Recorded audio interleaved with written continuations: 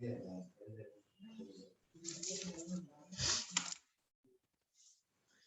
afternoon, everyone.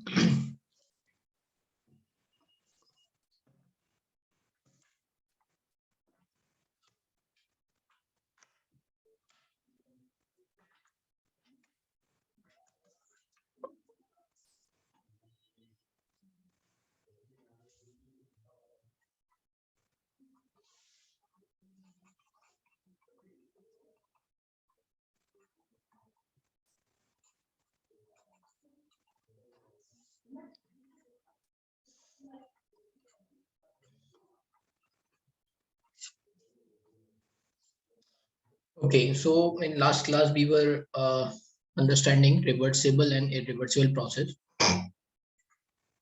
So reversible process we have seen a little bit quick. Let's say revision. Reversible processes are quasi-static process,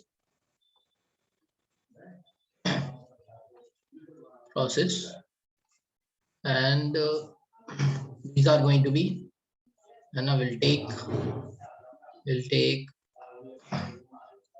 a long time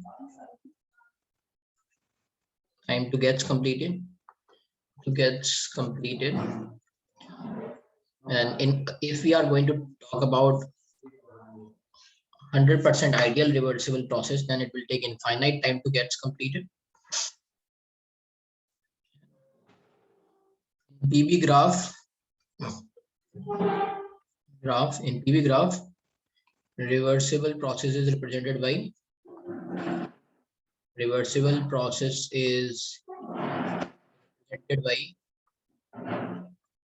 a curve, ठीक है, a continuous curve. Then what else we have understand in reversible process?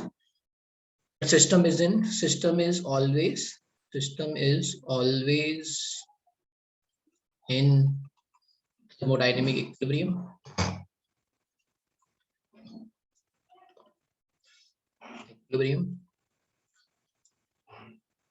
And we have seen also this part that P external is approximately equals to P internal.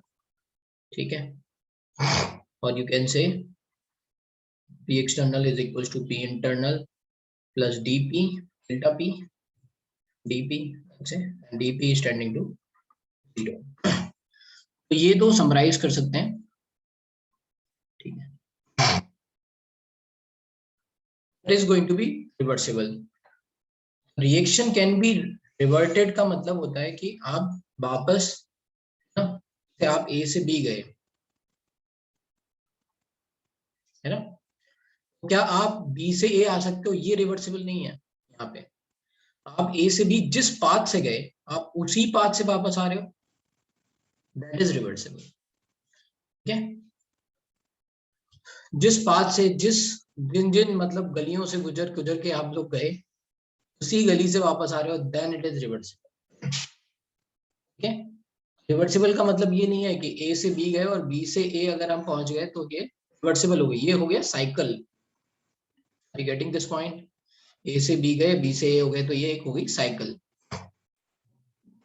जिस path से गए आप A से B, आप उसी path से वापस आए, that is reversible. Same let's say steps, same states, है ना, have been achieved again, that is going to be reversible. Are you getting this point? ठीक है. तो जैसे अगर मैं बोलूं if we went from the initial position to initial state to PV graph है, जनरली PV ग्राफ ही देखेंगे हम लोग, है ना. इनिशियल पोजीशन से हम ये ऐसे गए, है ना, फाइनल पोजीशन, इसको बोलेंगे हम एक्सपेंशन. Initial को let's say we are representing as A state, B. तो हम reversible process करेंगे, then what will happen? The path will remain same. Path will remain same का मतलब क्या है? हो गया compression. इसका मतलब क्या है कि जिस पॉइंट पे let's say यहाँ पे प्रेशर की कुछ वैल्यू है, मान लो ये 180 atm है, ये 1 atm है let's say. जिस पॉइंट पे 1.5 ATM होगा वही उस पॉइंट पे जो भी वॉल्यूम होगा वही वॉल्यूम यहाँ पे भी आएगा। तो जो ये इंटरमीडिएट स्टेट्स हैं, इंटरमीडिएट पॉइंट्स हैं, है ना, ये सब क्या होंगे, बैक ट्रैक्ड होंगे।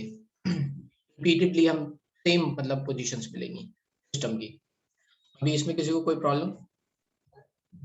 ये रिवर्सिबल समझ में आ गया? बस टाइम पे काफी कंफ्यूजन हो गया था, now it is clear. Reversible का मतलब ये नहीं है हम ए से बी जा रहे हैं तो बी से ए आ रहे हैं, नहीं, ए से बी जिस रास्ते से जा रहे हैं उसी रास्ते से बी से ए आ रहे हैं।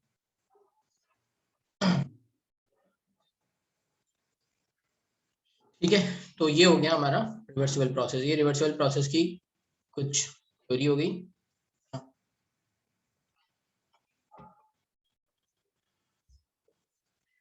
अब चलते हैं irreversible process.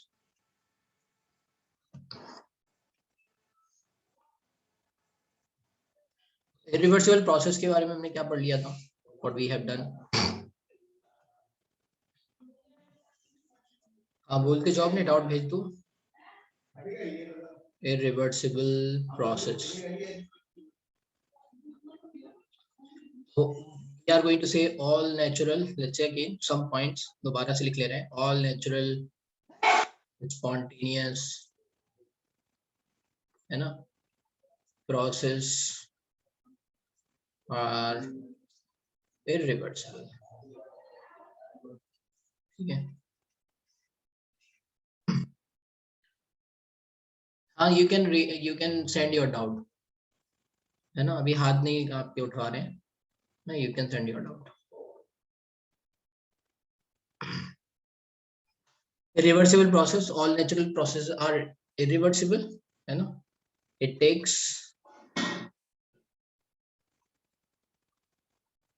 finite time to get completed,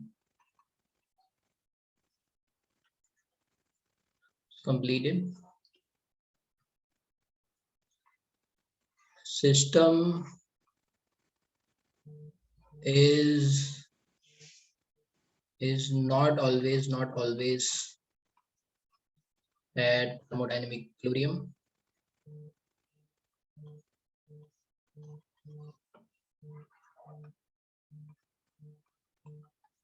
है ना, or you can say system is at thermodynamic equilibrium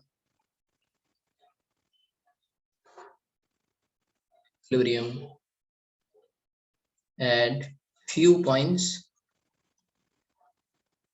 hence we will get points in PV graph, तो अगर हम PV ग्राफ की बात करेंगे, what will happen, over here it is pressure, this is volume, मान लो आपकी इनिशियल स्टेट है, ये फाइनल स्टेट है, सो यू डोंट नो, है ना, यू ओनली नो दिस, ये इनिशियल है और ये फाइनल है, यू डोंट नो कि whether the system has acquired this final state by this path और दिस पाथ और दिस पाथ, है ना, विच पाथ इट हैज, है ना, achieve this, you don't know, है ना। जब हमने एकदम से प्रेशर डाल दिया था, लेट्स से सॉरी एकदम से प्रेशर रिलीज कर दिया था, लेट्स से, और ये पिस्टन ऊपर की तरफ जा रहा है, राइट, ये किस तरह से ये प्रेशर वेरी कर रहा है वॉल्यूम के साथ, you don't know, right, so that means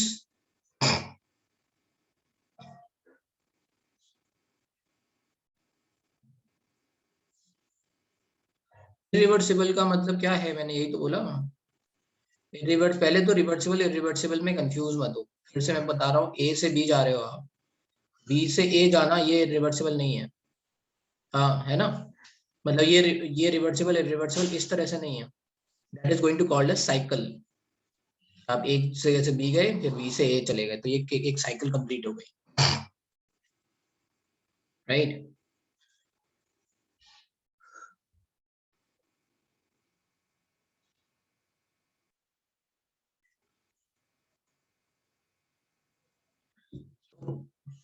और रिवर्सिबल दैट मीन्स कि जिस स्टेट्स के आप थ्रू गुजरे हो, है ना, वही सेम स्टेट्स आपको फिर से मिल जाए जब आप बी से ए जाओ, तो आप बोलोगे कि ये रिवर्सिबल है ना। जैसे मान लो तो बाद में यहाँ पे प्रेशर था 2 atm एंड वॉल्यूम था, जैसे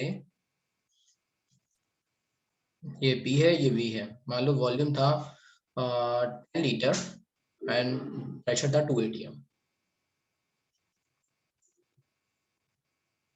1,2 1,2 ना, 1 लीटर एंड 2 लीटर। क्या हुआ यहाँ पे, उल्टा हो गया, उल्टा करना था, वॉल्यूम हो गया 2 लीटर और प्रेशर हो गया 1 लीटर, ऐसा कुछ आ गया। तो आप जब इससे इस प्रोसेस के थ्रू गए थे तो आपको नहीं पता है कि जब प्रेशर, लेट्स से सिस्टम का प्रेशर 1.5 atm होगा तो वॉल्यूम क्या होगा, यू डोंट नो। फिर यू ऑल्सो डोंट नो कि अंदर इंटरनल प्रेशर क्या होगा, क्योंकि प्रेशर का मेजरमेंट मैंने आपको बताया था, आप प्रेशर कैसे मेजर करोगे, एक्सटर्नल से, है ना। जितना आप प्रेशर एक्सटर्नली दे रहे होगे, राइट, उस पे अगर इक्विलिब्रियम आएगा तभी तो आप पता लगाओगे कि हाँ ये प्रेशर है।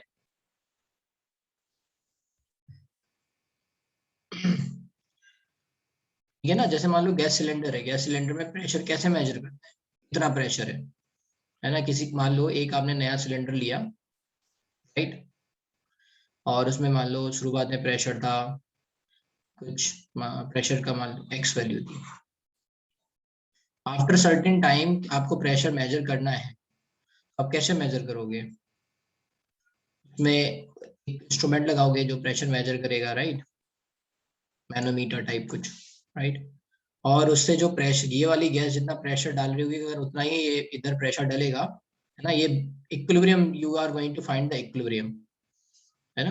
अभी तो मेजर कर पाओगे, अच्छा हमने इधर बाहर 2 kg लेट से प्रेशर लगाया, 2 atm प्रेशर लगाया, तो हमें पता चलेगा 2 atm, राइट, है ना। तो मान लो आपने 1 atm लगाया, आपको अभी भी यहाँ प्रेशर ज्यादा मिल रहा है, then you will keep on increasing 1.1 1.2, ऐसे ही तो डिजिटली वो पता करते हैं प्रेशर, ठीक है। तो वही मैं कह रहा हूँ कि अभी मान लो ये पिस्टन ऊपर की तरफ जा रहा है ना, सेकंड्स में ये चेंज होता जा रहा है ना। यू कैन नॉट से कि जब वॉल्यूम यहाँ से मान लो 1 लीटर से बढ़ के 2 लीटर तक जा रहा है, तो बीच में जो जो पॉइंट आ रहे होंगे, यू कैन नॉट से अंदर की प्रेशर क्या होगा, क्योंकि सिस्टम थर्मोडायनेमिक इक्विलिब्रियम में नहीं है, ठीक है।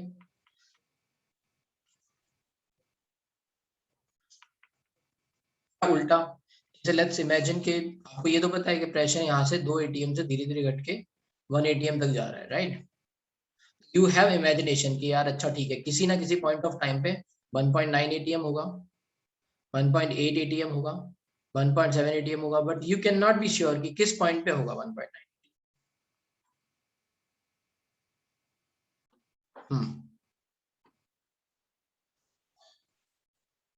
हेलो, बोलो, डाउट है।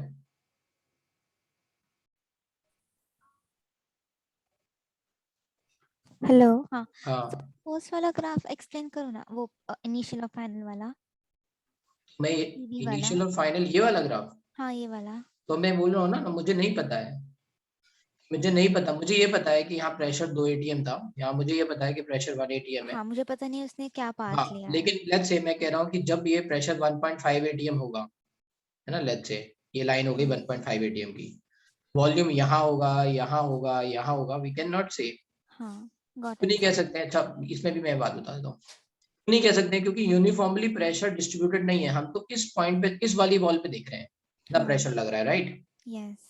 है ना, और इम्बैलेंस बना हुआ है यहाँ पे, है ना, यहाँ पे इम्बैलेंस है, अभी इधर 1 atm है और इस वाली वॉल पे 1.5 atm आ रहा है हाँ, इमीडिएटली, यस सर। है ना। अब ये इसका मतलब ये नहीं है कि पूरे इसमें 1.5 atm है, क्योंकि अभी इम्बैलेंस हाँ, बना हुआ है, so we can write, not क्योंकि से कि उसमें प्रेशर, इक्विलिब्रियम में नहीं है वो प्रेशर सिस्टम। यहाँ पे सब जगह बराबर होगा, we are not, we can not say this part. Yes sir, okay.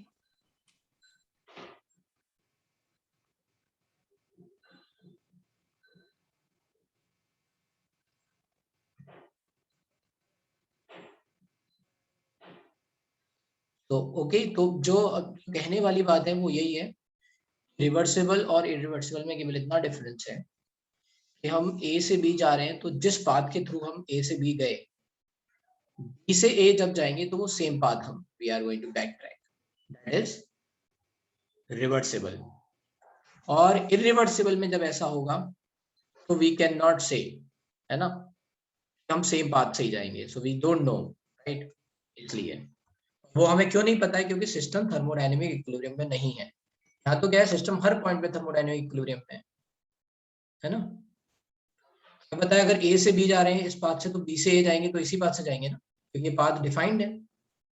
हमें पता है सिस्टम की स्टेट ये चेंज हुई थी, इस प्रेशर पे ये वॉल्यूम मिला था, इस प्रेशर पे ये वॉल्यूम मिला था, इस प्रेशर पे ये वॉल्यूम मिला था, राइट, वी नो दिस। जब हम बी से ए जाएंगे तो फिर क्या होगा, यही पाथ वापस मिलेगा ना। यहाँ पे कुछ डिफाइन नहीं है, थर्मोडायनेमिक इक्विलिब्रियम नहीं है। आई थिंक ये ओवर एक्सप्लेन हो चुका है बहुत, इसमें जितने भी कंफ्यूजन बन रहे हैं वो ओवर एक्सप्लेनेशन के कारण बन रहे हैं, मुझे लग रहा है। ठीक है, तो अब कंफ्यूजन नहीं, केवल इतना समझ लो, वैसे भी इसमें कोई थ्योरी नहीं पूछेगा आपको। पीवी ग्राफ में अगर कर्व मिल रहा है रिवर्सिबल प्रोसेस है, पॉइंट्स मिल रहे हैं इरिवर्सिबल प्रोसेस। ठीक है, आसान रहेगा, है ना, सही है। जिसको भी डाउट्स हैं वो चैट में मैसेज बॉक्स में भेजो, क्योंकि तुम्हारे डाउट से दूसरे लोग और कंफ्यूज हो रहे हैं, राइट।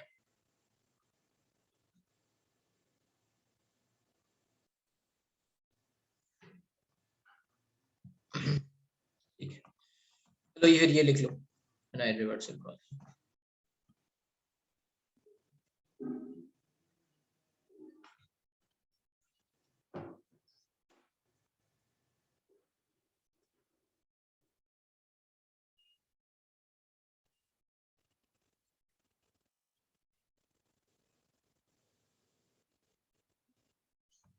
ये इसको लिखो।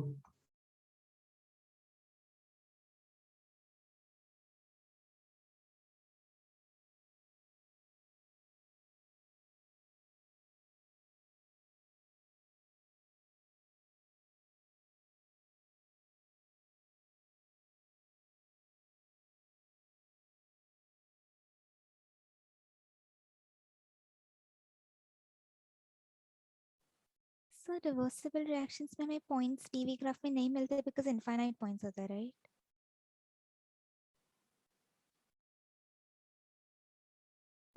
सर हाँ वेट अ सेकंड, हाँ, तो रिवर्सिबल प्रोसेस में इनफाइनाइट पॉइंट से मिल तो रहे हैं भाई। हाँ वही बोल रहे, इसलिए हमें हाँ, मतलब कब मतलब मिल रहा उसमें है, हम इसका मतलब पॉइंट्स हमें प्लॉट कर्व नहीं मिल कर रहा सकते हैं। है। ये कैसे बोल सकते हो, कर्व बनता ही पॉइंट से है। नहीं नहीं, I'm talking about रिवर्सिबल।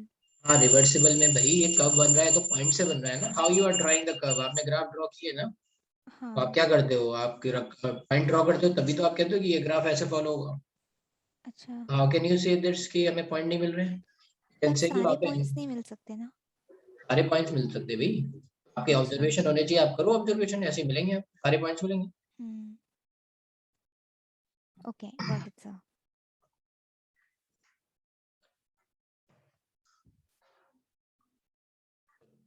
ये हो गया हमारा reversible and irreversible process. Now we are going to understand heat and work and calculation of heat and work. Heat क्या होता है, एनर्जी ट्रांसफर और energy exchange because of temperature difference, है ना, energy exchange due to temperature difference between system and surrounding।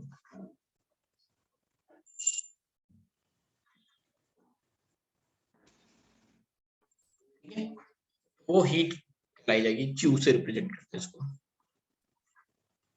ठीक है, work क्या होता है,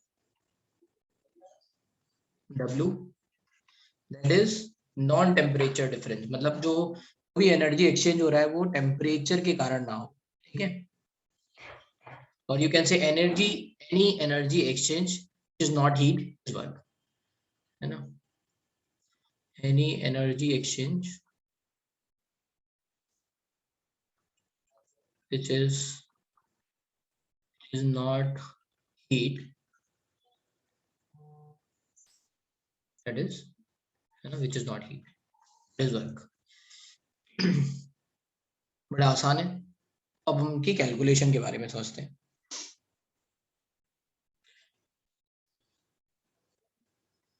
अच्छा, वर्क में दो और मतलब जैसे आगे हम जाके देखेंगे.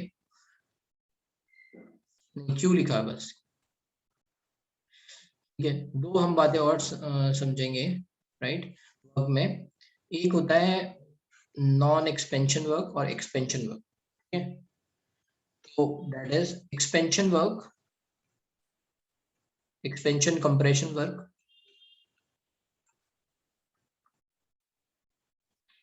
Work is called PV work, है ना. Work, PV work. PV graph में जो दिखेगा प्रेशर वॉल्यूम, है ना, चेंज हो रहा है. PV work, and that is called non useful work.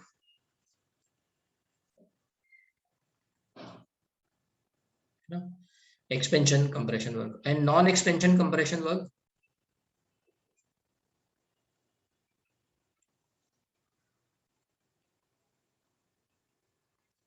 Work that is called useful work, है ना. जैसे एग्जांपल आ गया आपका इलेक्ट्रिक वर्क, है ना. इलेक्ट्रिक वर्क में, है ना, ये इसका एग्जांपल हो गया. जैसे मान लो सेल कोई काम कर रहा है, सेल जो पोटेंशियल ड्रॉ दे रहा है के कारण जो कोई काम हो रहा है उसमें कुछ एक्सपेंशन कंप्रेशन तो हो नहीं रहा है, राइट. उसको बोलते हैं यूजफुल वर्क. ठीक है. तो ये दो पार्ट है. थर्मोडायनेमिक्स में हम ज्यादातर पार्ट में ये वेव ग्राफ देखेंगे, कुछ जगह पे ये भी देखेंगे, देन वी विल सी. ठीक है. एक्सपेंशन एंड कंप्रेशन किसका होगा बताओ. किस सिस्टम की बात कर रहे हैं. गैसियस सिस्टम की बात कर रहे हैं. इसका एक्सपेंशन होगा अभी, गैसियस सिस्टम का एक्सपेंशन होगा, राइट. यही हम करते हैं ना. हाँ, तो ये, राइट. चलते आगे. अब इसमें आता है कि IUPAC, let's say sign convention. IUPAC sign convention about heat and work. ये केमिस्ट्री में थोड़े अलग हैं और फिजिक्स में थोड़े अलग हैं, इसलिए कंफ्यूजन बना रहता है. एंड पर्सपेक्टिव डिफरेंट है, इसलिए ये साइन कन्वेंशन अलग अलग आते हैं. खासकर वर्क में अलग आते हैं, हीट में सेम. बड़ा आसान है याद करने का तरीका, राइट. ठीक है. जो हीट होती है आपको हमेशा देखना है system. Your priority is system. ठीक है. सिस्टम में क्या हो रहा है, राइट. जैसे फॉर हीट हम समझ लेते हैं. If heat is given to the system, or you can say heat is absorbed. No? If heat is absorbed by the system, ये दोनों बातें सेम ही है. हमने सिस्टम को हीट दी, है ना, राइट. मान लो आपने ये सिस्टम को हीट दी, heat given to the system, right. आपने कुछ चीज गर्म की, कोई सिस्टम को गर्म किया, है ना. Heat given to the system, heat is absorbed by the system, that means heat is positive.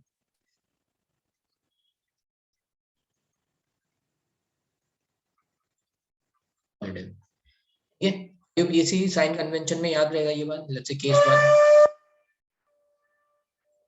तो केस 1 लिख लेते हैं. if heat given to the system or heat is absorbed by the system, then we are going to say heat is positive. कैसे याद रखेंगे. तो system को कुछ भी एनर्जी मिलेगी तो उसकी एनर्जी गेन होगी, मतलब पॉजिटिव. ठीक है. सिस्टम को एनर्जी मिली मतलब उसकी एनर्जी बढ़ गई, तो पॉजिटिव रहेगा साइन. ठीक है. केस 2,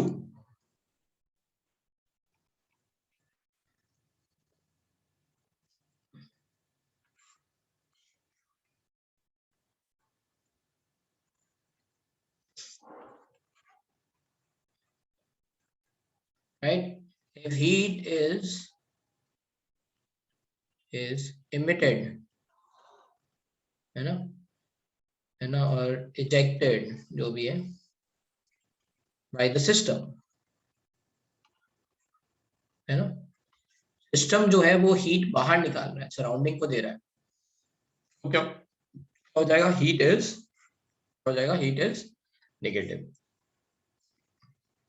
उसकी इंटरनल एनर्जी क्या हो जाएगी, कम हो जाएगी, तो हीट इज नेगेटिव। जैसे मान लो, राइट, हमने बोला कि हमने 20 किलो जूल एनर्जी दी, ये जो एनर्जी दी गई है इसको हम +20 किलो जूल बोलेंगे, राइट। हम कहें कि इसने 20 किलो जूल बाहर एनर्जी फेंक दी, हम बोलेंगे -20 किलो जूल।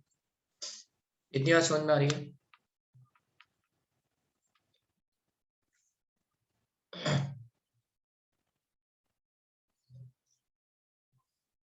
हम सिस्टम के रेस्पेक्ट में ही लिखेंगे, है ना, टू मच कंफ्यूजन हो जाएगा अगर हम सराउंडिंग भी इन्वॉल्व करेंगे, राइट।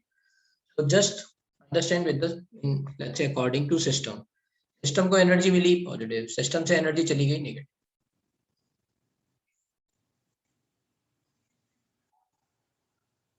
emitted, ejected,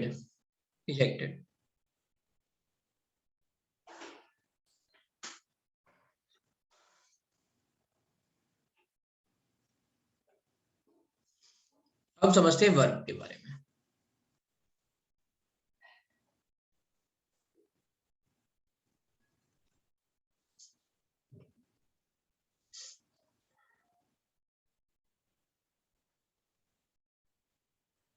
ठीक है, तो जो वर्क के बारे में देखते हैं वो क्या होगा।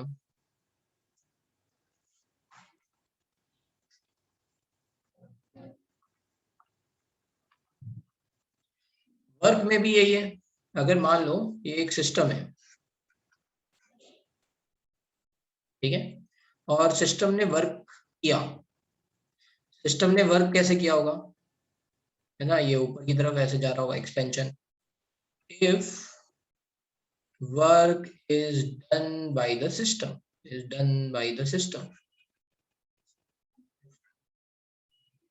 सिस्टम, है ना, मींस एक्सपेंशन।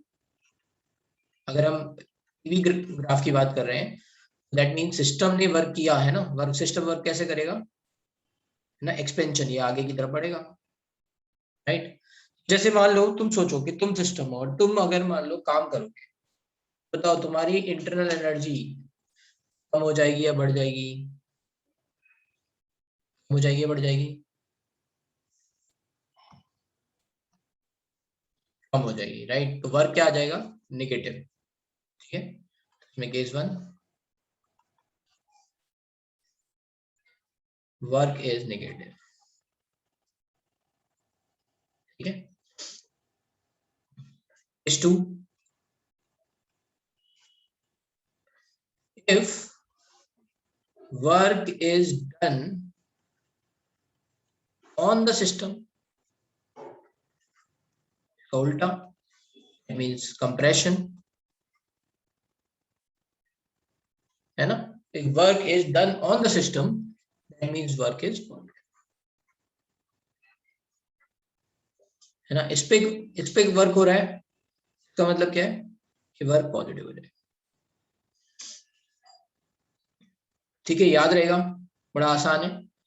इसी तरह से अगर, राइट, एनर्जी, इंटरनल एनर्जी बढ़े पॉजिटिव, घटे नेगेटिव,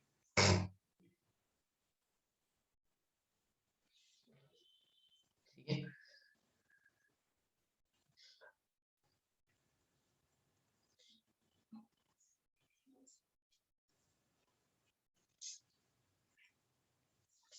चलते हैं अभी आगे। अब बात करते हैं यहाँ पे calculation of heat and work, ठीक है।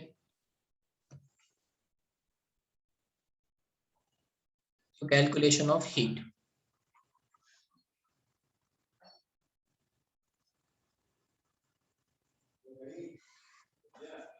तो हम कैसे कैलकुलेट करेंगे कि कितनी हीट से सप्लाई हुई है या कितनी हीट जो है वो इजेक्ट हुई है, राइट।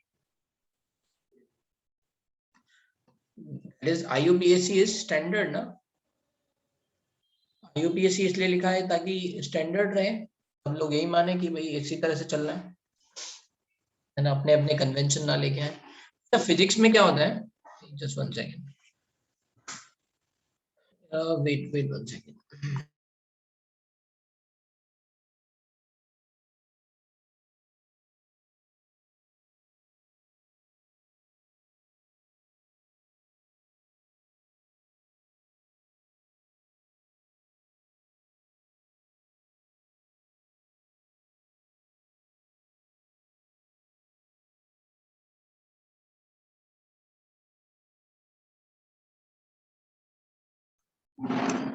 फिजिक्स में क्या है, यहाँ पे थोड़ा सा वर्क जो है वो थोड़ा सा अलग तरह से है। फिजिक्स में आप इस सिस्टम को मशीन मान रहे हो, ठीक है, you are considering the system is machine. तो जब work is done by the system होगा तो वो आउटपुट हो जाएगा, मशीन ने कितना आउटपुट दिया, इज गुड थिंग। फिजिक्स में पॉजिटिव वर्क हो जाता है वो, ठीक है। Work done by the system मतलब let's say machine, then they consider कि ये है ना मशीन ने काम किया, आउटपुट दिया है, then it is taken positive. Physics में वर्क का साइन है वो वर्क का साइन उल्टा है केमिस्ट्री से, बस, ठीक है। मैं बहुत ज्यादा डिटेल में नहीं जाऊंगा क्योंकि आपको और कंफ्यूजन होगा, राइट। पॉइंट ऑफ व्यू अलग अलग है इसलिए साइन अलग अलग, राइट। बात आती है कैलकुलेशन ऑफ हीट, तो इसके दो मेथड है ना, डायरेक्ट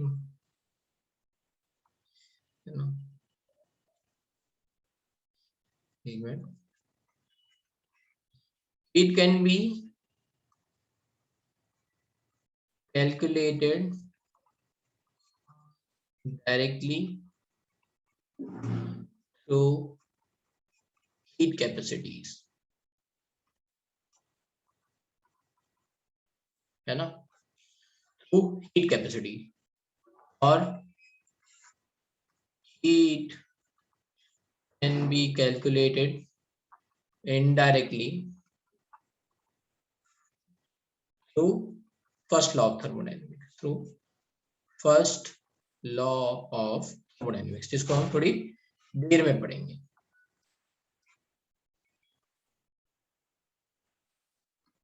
ठीक है। हीट जो है वो आप डायरेक्टली कैलकुलेट कर सकते हो थ्रू हीट कैपेसिटीज, और heat can be calculated indirectly through first law of thermodynamics. तो हम अभी जो कैलकुलेशन देखने वाले हैं उसमें हम कहने वाले हैं हीट कैपेसिटीज के थ्रू, ठीक है। तो यहाँ पे टर्म आ जाता है हीट कैपेसिटी क्या होती है,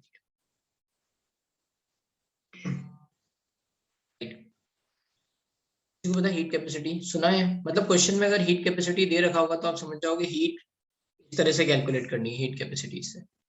और अगर क्वेश्चन में नहीं दे रखा है देन यू विल अंडरस्टैंड कि आपको फर्स्ट लॉ ऑफ थर्मोडायनेमिक्स से आपको कॉल कैलकुलेट करनी है। यस, आपने 10th में पढ़ा है तो बताओ, कोई हाथ उठाओ, होता है heat capacities.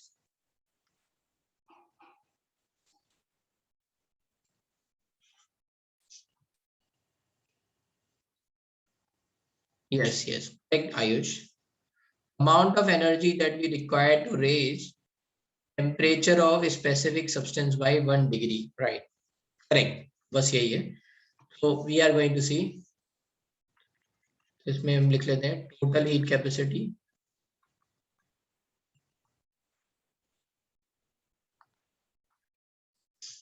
total heat capacity जो है वो आपकी C, heat capacity C से रिप्रेजेंट होती है, C, एंड इसको लिख देंगे T, right. It means total heat capacity का मतलब ये है it is equals to heat required to raise temperature of whole, let's say, system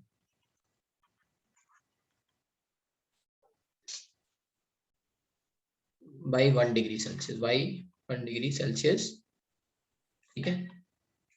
It is equals to heat required to raise temperature of whole system by 1 degree Celsius, हो गया CT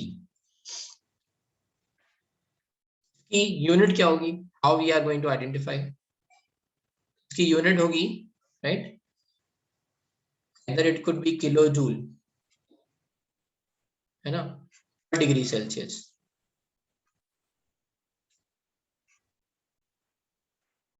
या फिर kilo joule पर kelvin लिख सकते हैं। 1 degree Celsius से अगर हम बढ़ा रहे हैं, दैट मींस 1 केल्विन से बढ़ा रहे हैं, तो किलो जूल पर केल्विन, ठीक है, या फिर और जूल पर केल्विन।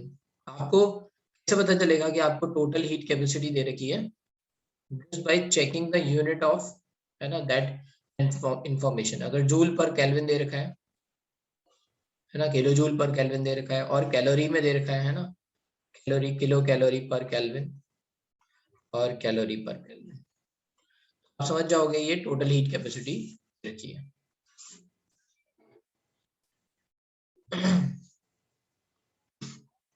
टोटल हीट कैपेसिटी क्या है, it is equals to heat required to raise temperature of whole system by 1 degree Celsius.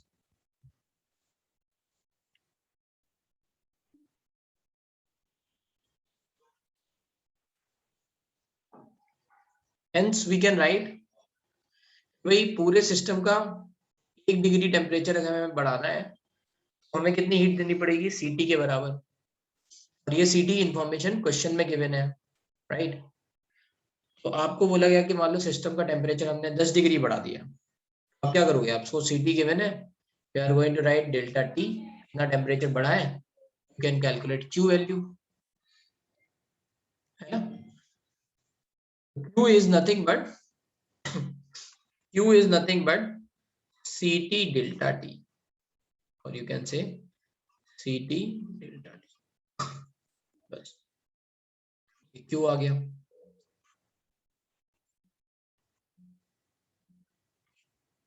अगर मान लो CT is given as a function of temperature, मान लो CT की वैल्यू 2 किलो जूल पर मोल ना लिख, पर केल्विन ना लिख के लिखा है 2 + 0.5 T, है ना, if it is depending on temperature, right। लोग MCDT बोल रहे हैं, वो भाई रुक जाए, पेशेंस इज वेरी इंपॉर्टेंट, पढ़ाया जा रहा है उसमें आपका इंटरेस्ट नहीं है, राइट, आपको जो पता है वही आप शोकेस करोगे, हम पढ़ा रहे हैं वो बिल्कुल आपको पसंद नहीं आ रहा है, पहले जो पढ़ा रहे हैं वो देखो ना, आएंगे भाई, हर चीज पे आएंगे, फिर क्या होगा, आप इस पे ध्यान नहीं दोगे क्योंकि आपको लगेगा हमें तो आता है आता है, तो फिर क्वेश्चन जब आप सॉल्व करने जाओगे तो नहीं आता है, right. Patience is very important, maintaining की यार, जो सर बता रहे हैं पहले वो सुन लेते हैं।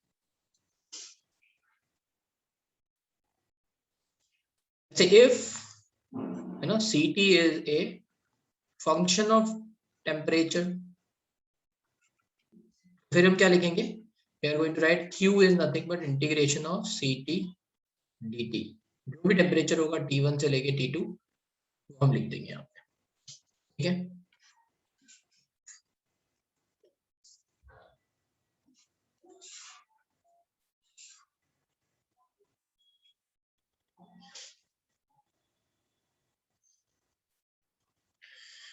क्या था, कोई डाउट?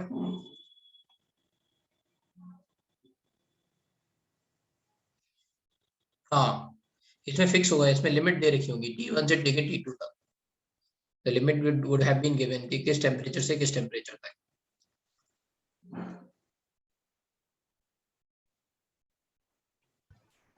सर मुझे वो Q is equals to CT dt से समझ नहीं आया, वो हम कैसे बोल दिए?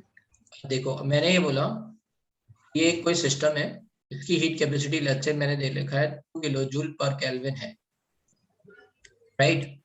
ये यस। मैंने आपको इन्फॉर्मेशन दे रखी है क्वेश्चन में, नाउ आई एम सेइंग कि मैंने इसका टेम्परेचर 10 डिग्री बढ़ा दिया, आप क्या करोगे, टोटल हीट कितनी दी गई होगी इसको, Q will be CT dt, right. Okay. You know कि टेम्परेचर यहाँ पे क्या है, राइट, से dt का मतलब यहाँ पे क्या है, that is you can write CT T final minus T initial, don't have to worried about the sign. अगर हमने हीट दी है टेम्परेचर बढ़ेगा, टी फाइनल बढ़ेगा, राइट। अपने आप क्यू क्या आ जाएगा, पॉजिटिव में आ जाएगा, ओके राइट। अगर आप मान लो हमने कहा कि टेम्परेचर घट गया है, मान लो 10 डिग्री टेम्परेचर घट गया है ना। 1 डिग्री टेम्परेचर बढ़ाने के लिए 2 किलो जूल एनर्जी चाहिए थी, 10 डिग्री बढ़ाने के लिए क्या चाहिए होगी, 2 × 10 तो 20 हो गया। अब मैं बता रहा हूँ कि साइन की चिंता क्यों नहीं करनी है, क्योंकि फॉर्मूले में ऑलरेडी ये इन्वॉल्व है, right. Just have to make sure कि आपकी वैल्यू सही आ रही है या नहीं, आपने कुछ गलत तो नहीं कर दिया। फॉर्मूले में अपने आप साइन है। अगर टी फाइनल बड़ा है इनिशियल से तो हीट क्या आ जाएगी, पॉजिटिव। अगर हीट लूज कर रहा होगा तो T final is going to be smaller than T initial, right. अपने आप क्या आ जाएगा, नेगेटिव। अंडरस्टूड? Yes sir. है ना। तो अपने आप हीट में वही साइन आ जाएगा जो आपको चाहिए, ठीक है। क्या समझ में आ गया हीट कैपेसिटी वाला पार्ट? अब लेट्स से मैं ये बोलूं, एक टर्म आता है मोलर हीट कैपेसिटी, आता है सीटीडी। मतलब आपको कैसे आइडेंटिफाई होगा, यूनिट देख के। यूनिट हमेशा देखना, क्योंकि लिखा नहीं रहता ये टोटल है, मोलर है ना, या स्पेसिफिक है। मोलर हीट कैपेसिटी क्या हो जाएगा भाई, है ना, हीट रिक्वायर्ड टू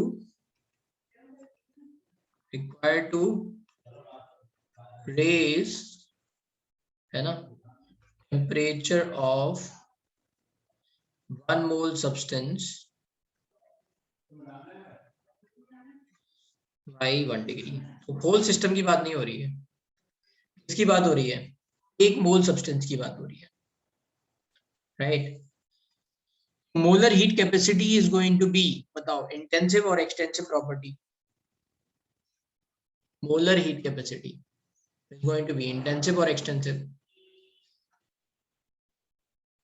इंटेंसिव सबको समझ में आ रहा है ना, क्योंकि फिक्स है, 1 मोल ही रहना है, मास कुछ चेंज नहीं होना है।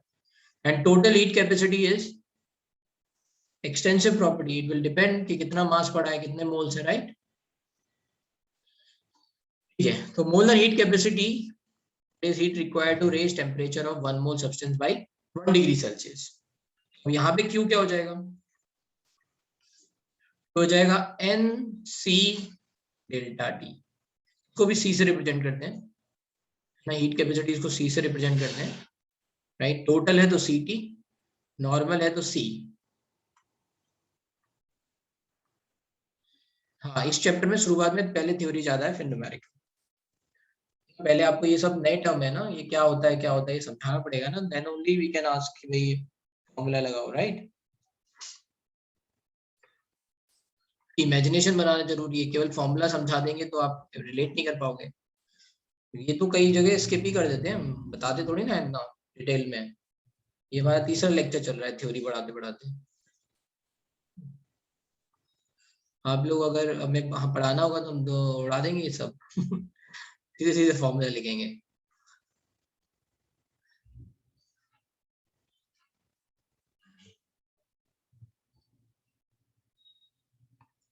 ये क्यों क्या हो गया, एनसी डेल्टा टी, और यू कैन से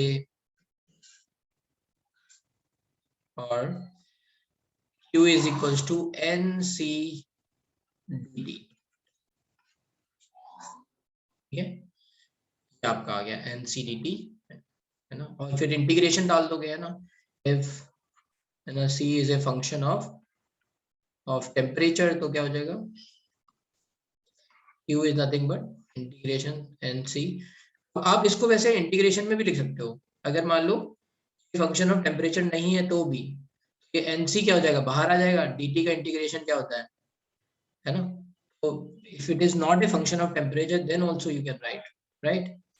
बस बाहर आ जाएगा, dt का इंटीग्रेशन क्या होगा, है ना, integration of dt, t initial to t final, तो t final minus t initial फिर से आ जाएगा। तो बस ये कहने के तरीके हैं, तो यहाँ पे लिख सकते हैं NC dt, integral of NC dt, ये याद रखना है, ठीक है। ये हो गया मोलर हीट कैपेसिटी। अच्छा, ये जो मोलर हीट कैपेसिटीज हैं ये अकॉर्डिंग टू प्रोसेसेस भी डिफाइन है ना।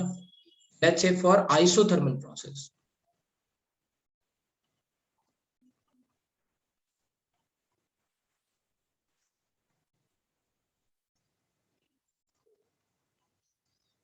isothermal process. ठीक है, अब लेट्स से इसको और आइसोथर्मल प्रोसेस अगर हमें निकालना है C की वैल्यू, राइट, अगर C निकालना है तो हमें क्या करना पड़ेगा, Q, we have to write Q divided by N dt. T is nothing but Q divided by N dt. ये समझ में आ रही है? T is nothing but Q divided by N dt. Right, अब यहाँ पे क्या है, dt 0 है आइसोथर्मल प्रोसेस के लिए, अगर 0 को किसी चीज से डिवाइड करोगे तो क्या आ जाएगा, infinite. For isothermal process C is infinite. यही पूछ लिया जाएगा question, molar heat capacity for isothermal process, answer क्या हो गया, infinite. Let's say for isochoric process,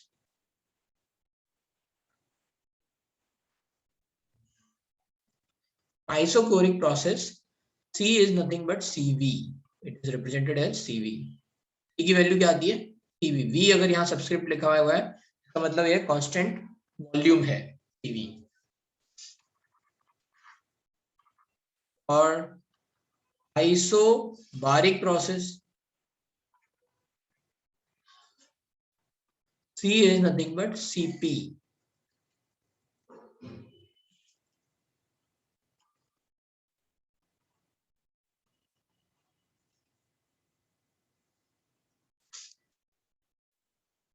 And for adiabatic process,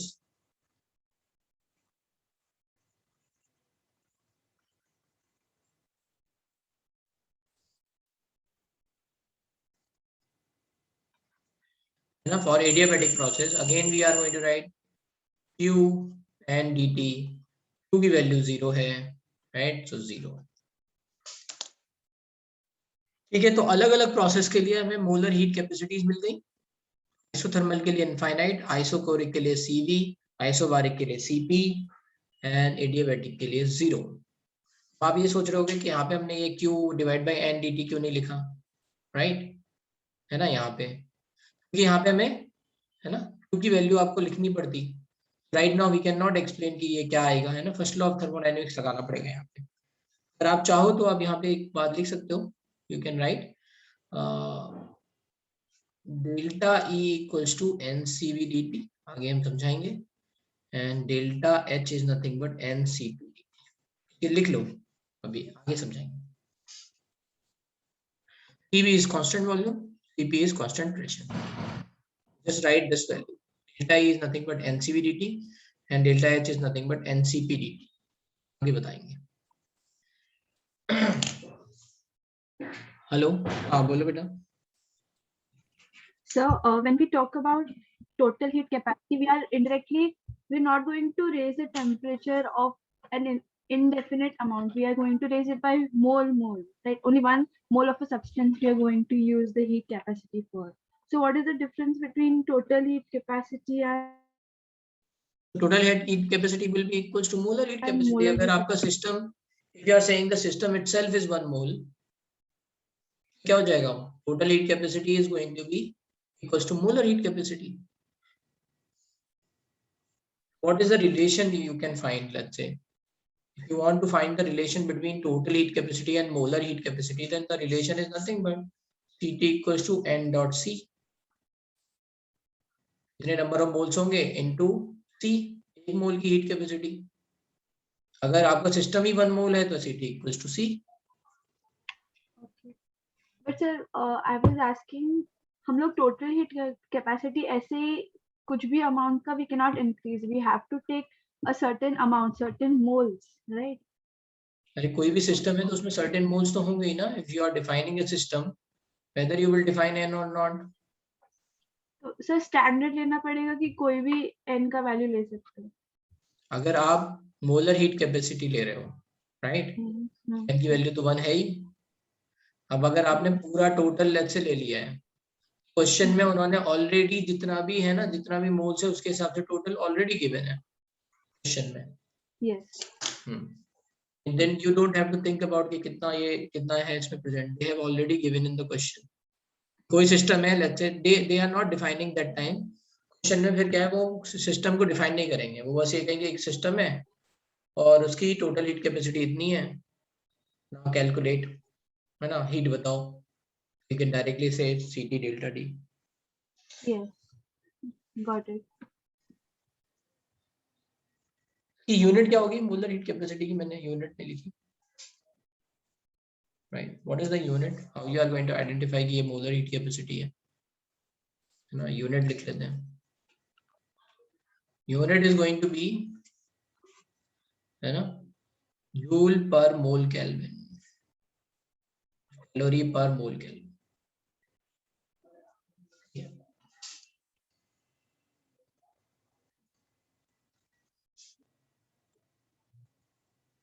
है ना, पर मोल दिख जाएगा तो आप समझ जाओगे मोलर हीट कैपेसिटी।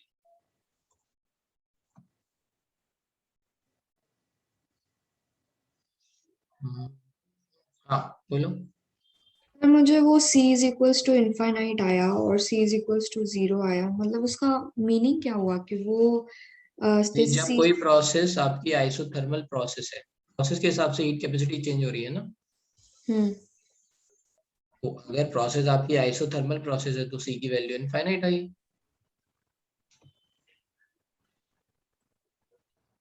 सर तो इसका मतलब कि वो 1 मोल का भी 1 डिग्री सेल्सियस रीच ही नहीं कर पाएगा, या कर हाँ लिया?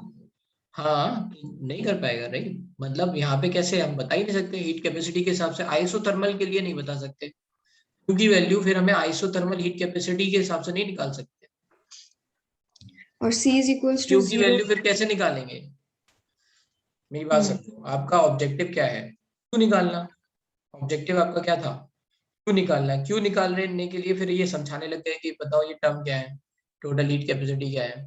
अगर आपको आइसोथर्मल में हीट निकालनी है तो आइसोथर्मल में हीट डायरेक्टली निकाल नहीं सकते क्योंकि सीटी तो डिफाइन नहीं है, इनफाइनाइट है, राइट, यस। फिर कैसे निकालोगे, इनडायरेक्टली निकालोगे, दूसरे वाले फर्स्ट लॉ ऑफ थर्मोडायनेमिक्स से निकालोगे। अच्छा, और यहाँ पे c इज अब इक्वल्स। ये बताओ कि कोई सिस्टम आइसोथर्मल ऑलरेडी एक्सप्लेन कर दिया है तो उसका टेम्परेचर बढ़ा सकते हैं क्या, नहीं, आइसोथर्मल है तो टेम्परेचर बढ़ेगा क्या, नहीं बढ़ेगा, नहीं। बस।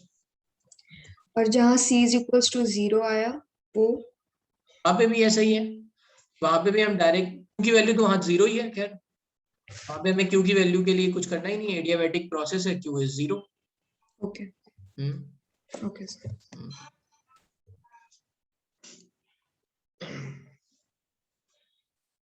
जीरो से कुछ भी मल्टीप्लाई करेंगे 0 ही आएगा, ठीक है। तो यहाँ पे जो हमने ये लिखा था आइसोकोरिक प्रोसेस और फिर मैंने ये लिखाया था, you can right more things also, Q is equals to delta E which is equals to NCV/dt, or you can write like this, delta E is equals to NCV/dt which is equals to Q। तो पता है Q क्या है, NCV/dt के बराबर होगा isochoric process में, है ना, NC/dt, E की वैल्यू CV है तो NCV/dt, Q जो है NCV/dt के बराबर होगा, और आइसोकोरिक प्रोसेस में वो डेल्टा E के बराबर निकल के आ जाता है, तो इसलिए ये फॉर्मूला याद रखना है। और यहाँ पे Q की वैल्यू कितनी आ रही है आइसोबैरिक प्रोसेस के लिए, है ना, वो डेल्टा H के बराबर आ रही है। अब यहाँ पे तुम्हें ये कंफ्यूजन हो रहा होगा Q की अलग अलग वैल्यू कैसे आ रही है, याद रखना है Q is a path function, अगर पाथ चेंज हो जाएगा Q की वैल्यू चेंज हो जाएगी कि नहीं,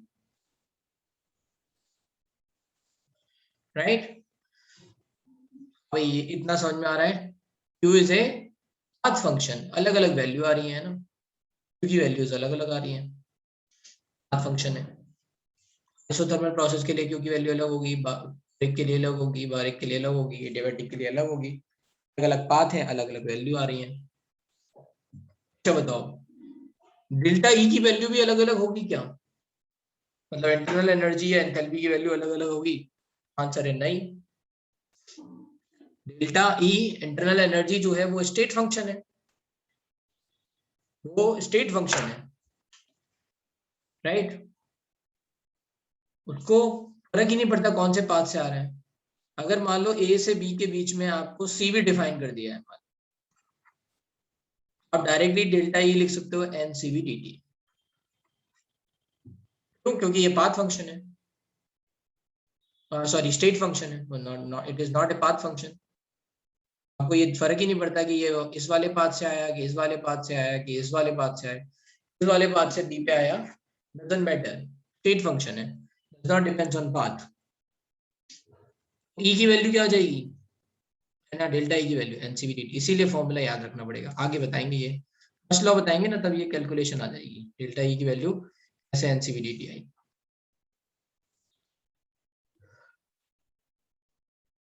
यू कैन राइट डी भी लिख सकते हो, डेल्टा और डी सेम बात है, ठीक है।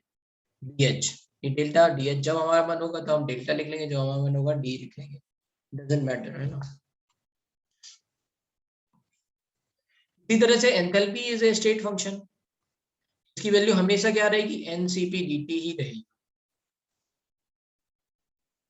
अब ये मैं क्यों बता रहा हूँ, क्योंकि आगे आने वाले टाइम पे हम CV की वैल्यू बताएंगे आपको, CV की वैल्यू क्या होती है, CP की वैल्यू क्या होती है, right. You can directly calculate, है ना। आप हीट कैलकुलेट कर सकते हो डायरेक्टली, आप डेल्टा ई कैलकुलेट कर सकते हो, डेल्टा एच कैलकुलेट कर सकते हो डायरेक्टली, राइट। हो गया फॉर एडियाबैटिक प्रोसेस, इस तरह से हम निकाल सकते हैं।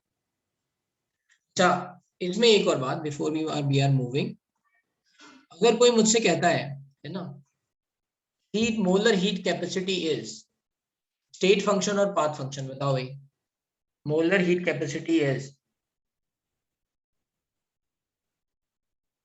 Molar heat capacity is state function और पाथ फंक्शन। पाथ फंक्शन भाई, अलग अलग पाथ में C की वैल्यू अलग अलग आ रही है या नहीं, दिख रहा है सामने अलग अलग पाथ पे C की वैल्यू अलग अलग है या नहीं है, राइट। तो लिखो अब यहाँ पे note, molar heat capacity is path function, note.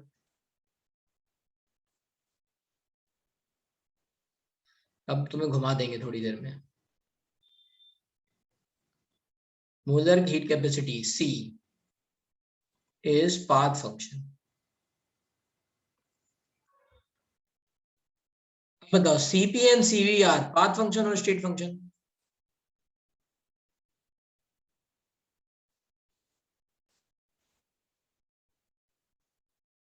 सबको समझ में आ रहा है स्टेट फंक्शन, क्योंकि ऑलरेडी पार्ट डिफाइन है, CV का मतलब ऑलरेडी पार्ट डिफाइन है, इट इज आइसोकोरिक प्रोसेस।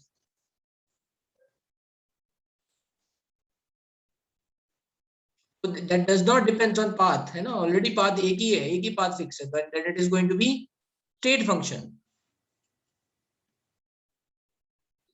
है ना। ये याद रख लो, molar heat capacity is path function, CP CV are state function।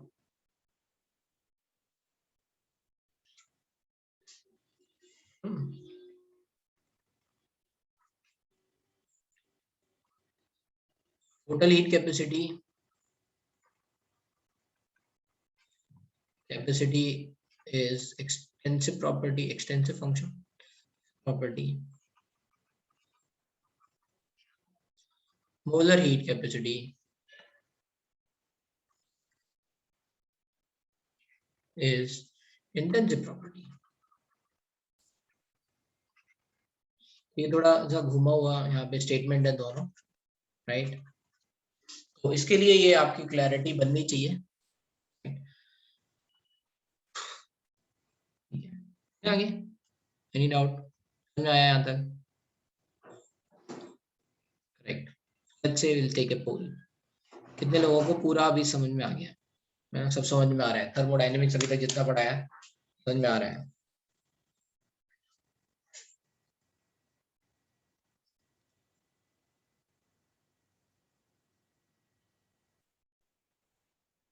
जल्दी जल्दी, फास्ट फास्ट फास्ट। कितने लोग ऐसे हैं जिन्होंने, जिनको नहीं समझ में आ रहा है और रिवाइज नहीं किया है, वो ध्यान रखो, है ना, रिवाइज नहीं करोगे तो भैया नहीं आएगा, हम घुमा रहे हैं तुम्हें। हम ऐसे स्टेटमेंट बोलते जा रहे हैं जिसमें आप कंफ्यूज हो जाओ, तो उसके लिए जरूरी है, क्लैरिटी बनाने के लिए जरूरी है रिवीजन।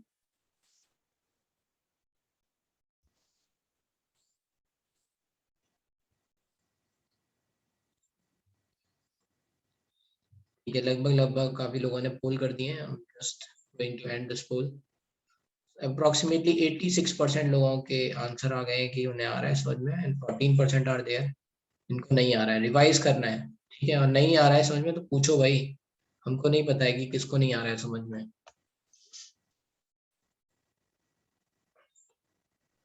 सर हाँ।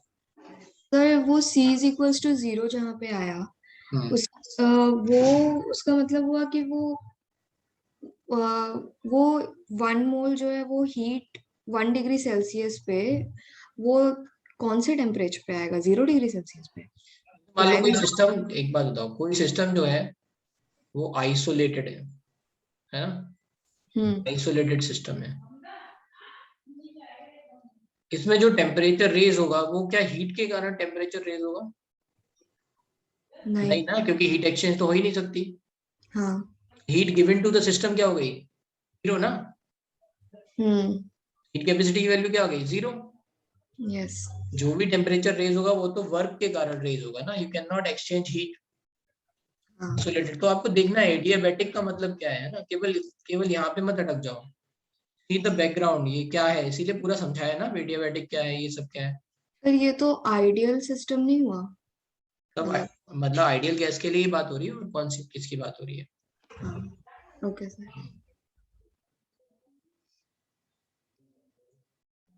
CP and CB state function कैसे? क्योंकि इनकी वैल्यू पाथ पे डिपेंड नहीं कर रही, क्योंकि पाथ हमने ऑलरेडी फिक्स कर दिया है। सीपी का मतलब क्या है? Isobaric process, it is a fix. अब बताओ इसके पाथ अलग हो सकते हैं?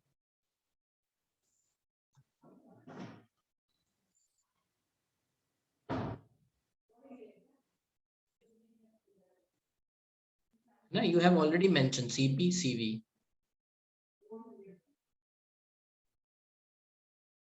Total heat capacity extensive property, इस तरह से जितना मास होगा, राइट, उसके हिसाब से टोटल हीट कैपेसिटी की वैल्यू चेंज होती रहेगी, है ना। रिलेशन क्या है? Relation between,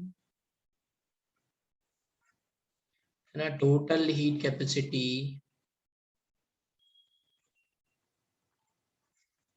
and molar heat capacity.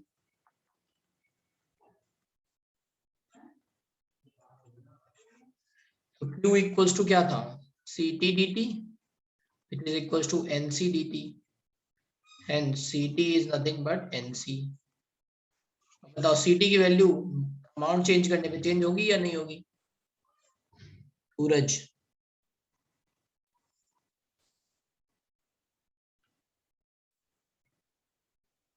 फिर क्या दिक्कत है?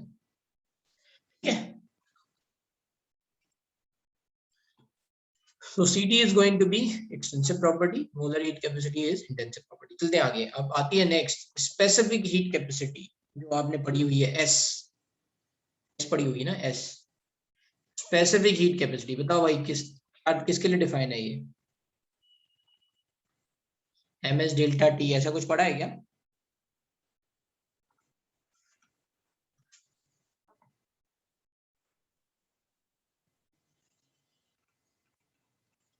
को S से रिप्रेजेंट करते हैं, MS डेल्टा T, ऐसा कुछ पढ़ा है? Delta H is equals to MS delta T, या फिर MC डेल्टा T हो सकता है, C के टर्म्स में पढ़ा हो।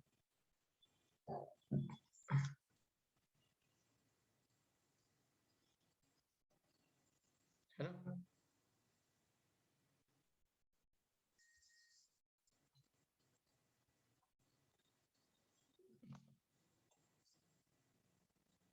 अब आगे हम समझते हैं heat capacity. Specific heat capacity क्या है ना, heat required to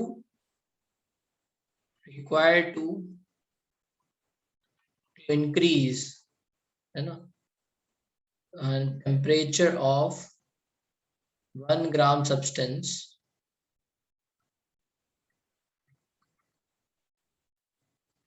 by 1 degree Celsius. ठीक है, बस,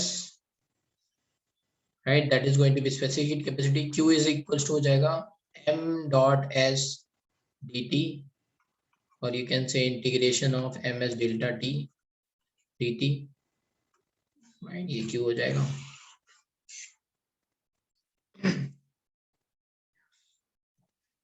यूनिट क्या हो जाएगी इसकी? यूनिट नथिंग बट जूल पर ग्राम केल्विन। ठीक है, अगर आपको कहीं पे इंफॉर्मेशन ग्राम केल्विन ऐसे दे रखी हो, है ना, या फिर कैलोरी पर ग्राम केल्विन, तो आप समझ जाओ।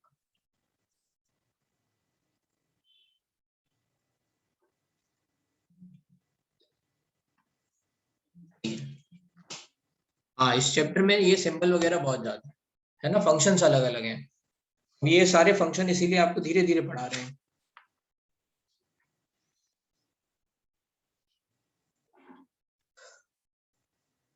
क्लियर है इतनी बात? कोई कंफ्यूजन चले आगे? तो आपको भी बोला जाएगा क्यू कैलकुलेट करना है, राइट? आप निकाल लोगे क्यू, है ना? आपको अगर हीट कैपेसिटी दे रखी है तो आप डायरेक्टली निकाल लोगे। यूनिट देखते हैं भाई कौन सा एनसीडीटी लगेगा कि एमएसडीटी लगेगा, क्या लगेगा, है ना? हाँ बोलो। सर मैं 2 मिनट डिस्कनेक्ट हो गया था, आप ये बता रहे थे ना हीट रिक्वायर्ड वाला, तभी। जैसे हमने मोलर हीट कैपेसिटी पढ़ी थी, वैसे यहाँ पे क्या हो गया, आपका स्पेसिफिक हीट कैपेसिटी है, that is defined for 1 gram substance, gram के लिए। एम क्या रिप्रेजेंट करता है? एम मास रिप्रेजेंट करता है। M is equals to, m is mass of system, total mass of system.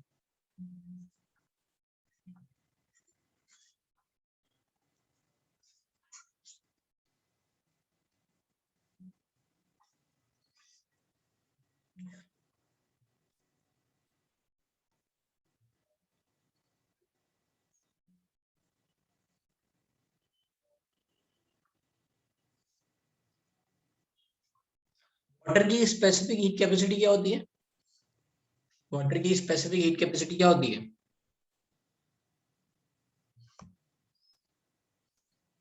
1 calorie, 1 नहीं लिखना होता है, 1 का मतलब क्या होता है? 1 कैलोरी पर ग्राम पर केल्विन, राइट? अगर मान लो कोई एक सैंपल है वाटर का, let's say we are saying कि, है ना, एक कंटेनर है, बीकर है, जिसमें हमने 100 लेट्स से ml वाटर रखा है। 100 ml वाटर मतलब 100 ग्राम वाटर हो गया, है ना? इसकी डेंसिटी 1 मान लेते हैं, और इसमें अभी जो वाटर आपने रखा है उसका टेम्परेचर है लेट्स से 20 डिग्री सेल्सियस, और आपको इसका टेम्परेचर बढ़ा के लेट्स से 50 डिग्री सेल्सियस करना है, ठीक है? कितनी हीट देनी पड़ेगी? Then you are going to say कितना आपको बर्नर से यहाँ हीट देनी पड़ेगी, then you will say Q is equals to ms delta T। आपको कहाँ जाना है? 20 से 50 जाना है, मतलब 50 minus 20, T final minus T initial, है ना? आप ऐसे भी लिख सकते हो और केल्विन में भी लिख सकते हो। याद रखना है, जब हम डिफरेंस लेते हैं तो डिग्री सेल्सियस और केल्विन में कोई डिफरेंस नहीं आता है ना? तो इसलिए आप 50 माइनस 20 भी लिख सकते हो, और you can convert into let's say 323 minus 293, ऐसे भी लिख लो, फर्क नहीं पड़ता। एस की वैल्यू क्या है? 1 कैलोरी। एम की वैल्यू क्या है? 100। बस आ गया आपका 100 into 2, sorry 100 into 1 into value कितनी आ जाएगी? 30। तो मतलब हो जाएगा 3000 कैलोरी आपको वैल्यू एनर्जी देनी पड़ेगी, और you can say 3 kilo calorie, इतनी एनर्जी देनी पड़ेगी। नाउ समबडी इज सेइंग कि अब ये क्वेश्चन को इस तरह से समझ लेते हैं कि कोई कह रहा है कि यार इस एनर्जी के लिए जो बर्नर में मैं फ्यूल डाल रहा हूँ, है ना, जो भी फ्यूल डाल रहा हूँ, उसका लेट्स से 1 ग्राम जो है कंबशन में मान लो 1 किलो कैलोरी देता है, दे रखा है। बोला बताओ कितना फ्यूल बर्न करना पड़ेगा? देन यू विल से 3 ग्राम फ्यूल बर्न करना पड़ेगा, तो मुझे 3 किलो कैलोरी मिल जाएगा। तो यही क्वेश्चन घुमा दिया जाएगा ऐसे ही, है ना? अगर कुछ ऐसा पूछा जाएगा तो they can say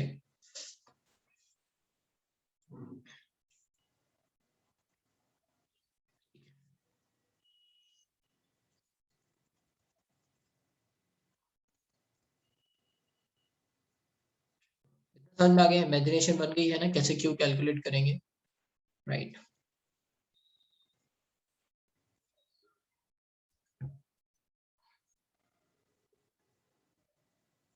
S is specific heat capacity, ठीक है? अब चलते हैं वर्क नेक्स्ट। अदर कोई डाउट भाई किसी को? You can raise your hand if you have any doubt. Sir वो MSDT और इंटीग्रेशन वाला जो दोनों है वो सेम कैसे हो सकता है? क्यों? अगर मान लो ये दोनों ये कांस्टेंट वैल्यू है तो ये बाहर आ जाएगा। dt का इंटीग्रेशन क्या होता है? डेल्टा। आ गया ना। सर तो डेल्टा टी लिखना चाहिए क्या उधर, या डेल्टा t को ही तो dt लिखते हैं। सर बड़ा वाला रहता है ना ट्रायंगल वाला वो, ये स्मॉल dt का मतलब होता है स्मॉल चेंज, स्मॉल डेल्टा का वाला। मतलब होता है बड़ा चेंज। तो सर वहां पे हम लोग को बड़ा चेंज नहीं लेना है, छोटा वाला ही लेना है क्या, पहले वाला जो अरे और कोई भी चेंज हो, चेंज तो चेंज है ना, बड़ा छोटा जो भी है आप दे दिया जाएगा, t इनिशियल से t final. Okay sir. There is no difference, है ना। डेल्टा t और dt में कोई डिफरेंस नहीं है। अगर आप इसकी लिमिट लगा दोगे dt की, यहाँ पे लिमिट लगा दो t इनिशियल से t फाइनल, ये क्या हो जाएगा? t final minus t initial, yes sir. which is delta t। Yes sir. Hmm, yes sir. चलो s इंटेंसिव होगा, हाँ पर ग्राम है तो मास फर्क नहीं पड़ रहा। वर्क, बात आती है कैलकुलेशन ऑफ वर्क कैसे करेंगे, राइट। पहले वर्क आपको पता है, work let's say is nothing but is defined as work is defined W is nothing but integration of minus P external dV, that is the work। yeah, minus P external dV। पहले देख लेते हैं हो क्या रहा है। Let's say ये कोई सिस्टम है और उस पे आपने ये राइट कोई मास रखा हुआ है और सडनली लेट्स से तो इस तरह समझते हैं,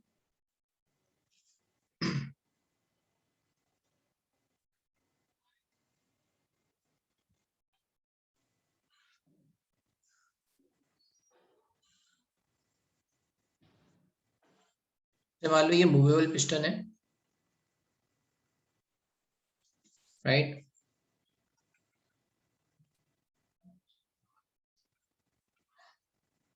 यहाँ पे कोई गैस है, राइट। ये इनिशियल कंडीशन है, initial state, and suddenly you have kept a block on it, तो ये धीरे धीरे फाइनली यहाँ पहुंच गया।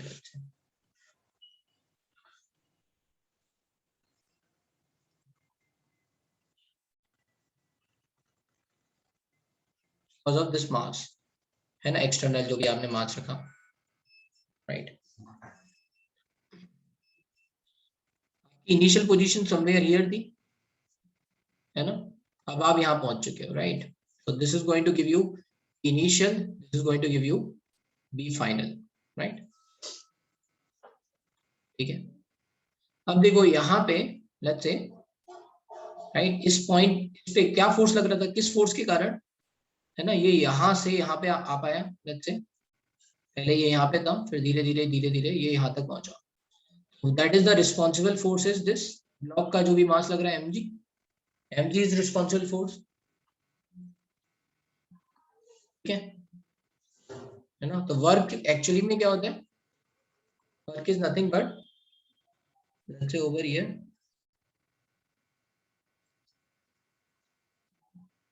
f डॉट dx, है ना।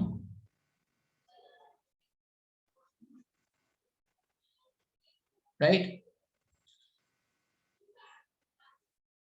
फोर्स जो है वो आपका यहाँ पे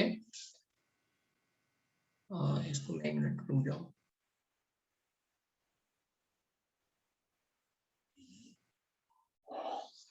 f एक्सटर्नल डॉट dx अगर हम करेंगे, राइट।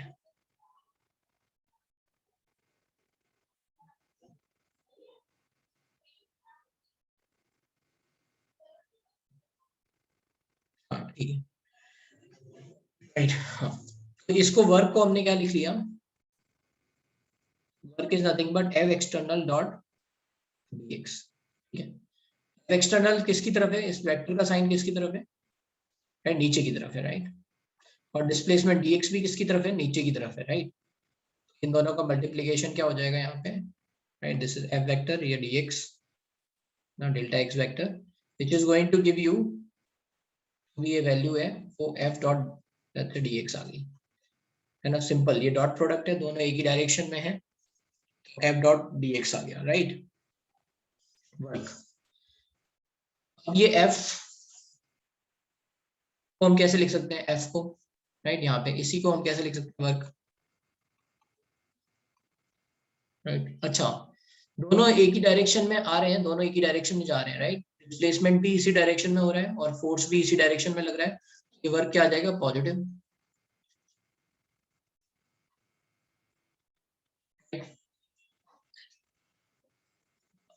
अब अगर वर्क को मैं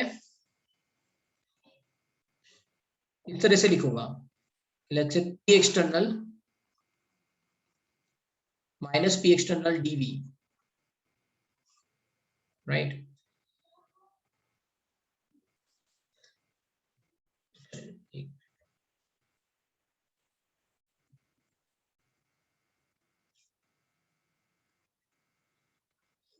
इस डिस्टेंस को मैं मान ले रहा हूँ x इनिशियल या लेंथ इनिशियल, है ना, x initial, let's say x initial, और इस डिस्टेंस को मान ले रहा हूँ मैं x फाइनल, राइट।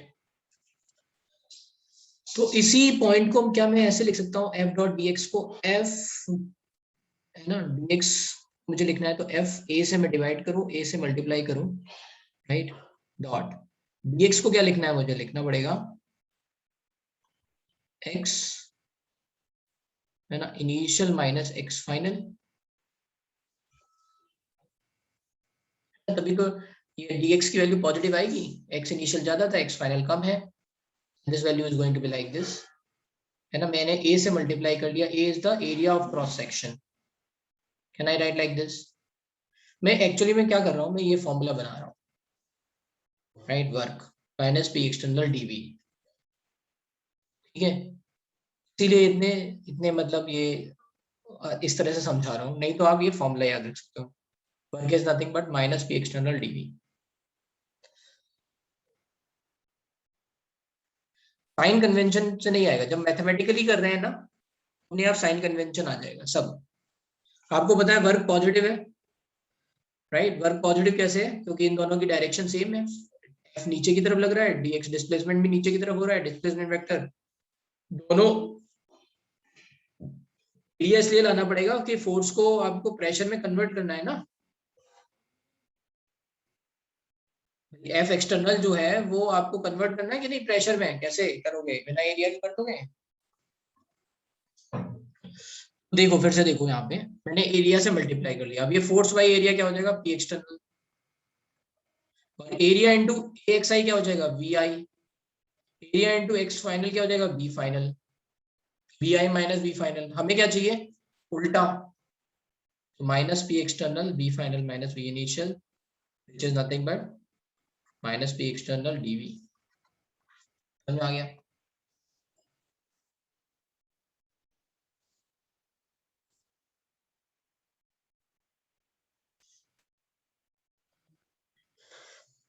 ठीक है, फिर से देख लेते हैं, देखो ये कंप्रेशन, जैसे मान लो ये इनिशियल स्टेट थी, ये फाइनल स्टेट है, and then we are seeing कि ये जब सडनली हमने ब्लॉक रखा, ब्लॉक रखने के बाद ये एकदम नीचे से आने लगे, राइट, इस पोजीशन से ये block, what is going to be work, work is going to be P external dot dx, क्योंकि इसी के कारण वर्क हो रहा है, is responsible for this work, this external force is responsible for this work, right, ये नीचे की तरफ जाने लग गया, राइट, F डॉट dx, दोनों के साइन सेम है तो ये पॉजिटिव आएगा, एनीवे F डॉट dx को हमने इस तरह से कन्वर्ट कर लिया, F divide by A into A, area से मल्टीप्लाई एंड डिवाइड किया, और dx को लिख लिया, व्हाट इज dx, तो हम x initial minus x final लिखेंगे, x फाइनल माइनस इनिशियल लिखेंगे तो वो देखेंगे, है ना, ये वैल्यू dx की वैल्यू, राइट, तो x initial minus x final, ये वैल्यू पॉजिटिव आएगी, राइट, तो that's it, a into x initial क्या हो जाएगा, v इनिशियल,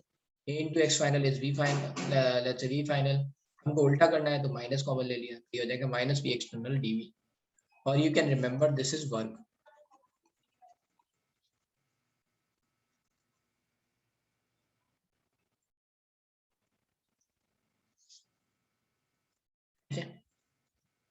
वर्क का फॉर्मूला होता है minus P external DV.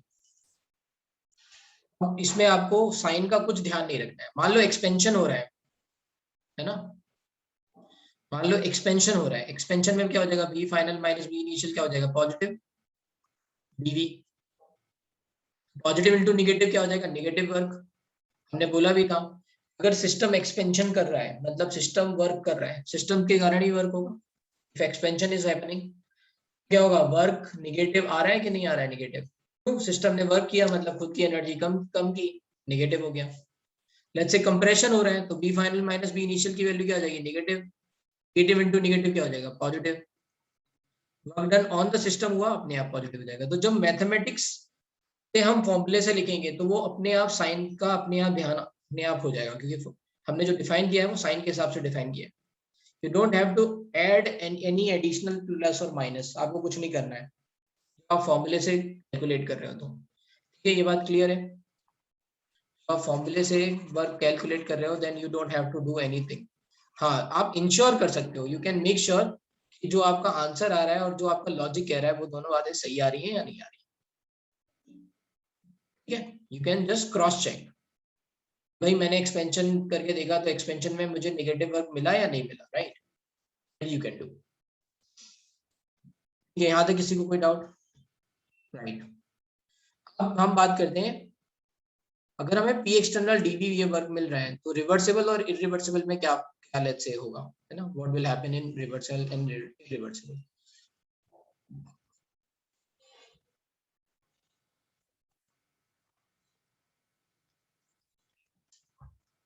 Next आता है work in reversible process.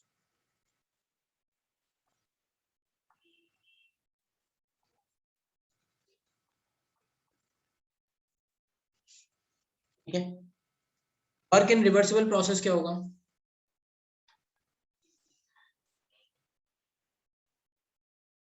we know that at every point of time P external is equals to P internal,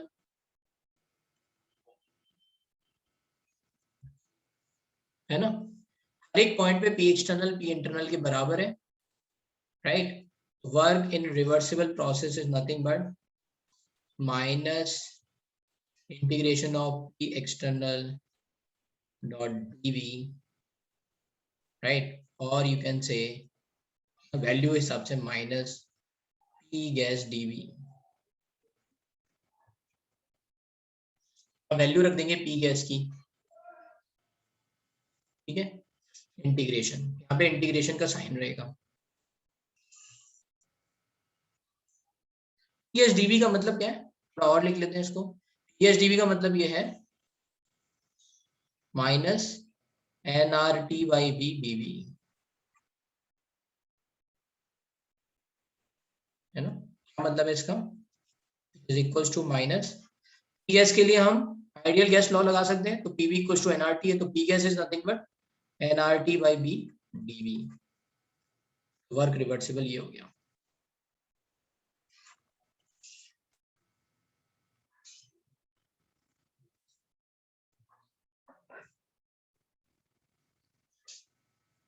ये बात है, समझ में आ रहा है ये बात, है ना। P एक्सटर्नल P गैस के बराबर है हमेशा, इंटरनल के बराबर है। P internal is nothing but pressure of gas is nothing but P equals to nRT, तो P equals to nRT by V dV इस तरह से निकाल सकते हैं। लेकिन इरिवर्सिबल प्रोसेस क्या होगा, हम एक लेट्स से आइसोथर्मल एडियाबैटिक ये सब प्रोसेस लेंगे फिर वर्क समझाएंगे। इन एक आउटर लाइन बना रहे हैं, वर्क इन इरिवर्सिबल प्रोसेस क्या होगा,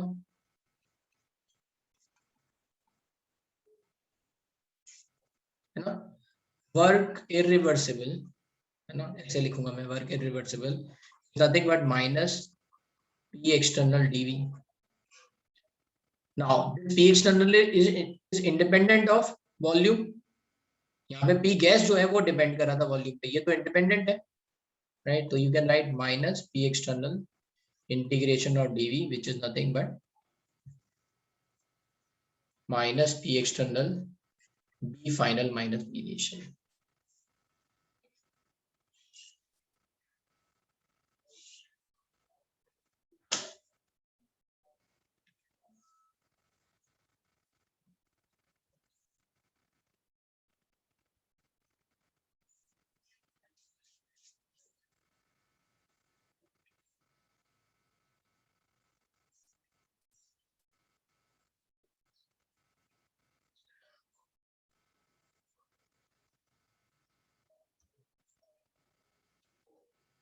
इरिवर्सिबल नहीं समझा, इसमें क्या था, पी एक्सटर्नल हमने निकाल लिया भाई। ऊपर जो है अगर आपने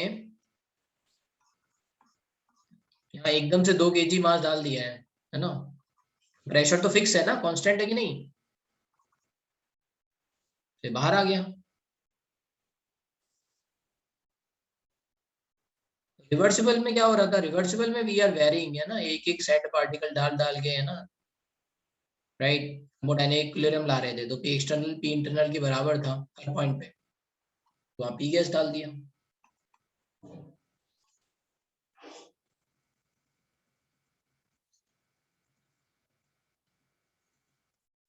So work irreversible is nothing but minus P external dV, which you can write minus P external P final minus B initial, और इसमें इंटीग्रेशन आएगा, इसमें आप डायरेक्टली लिख सकते हो माइनस पी डी है ना, डेल्टा बी ऐसा करके।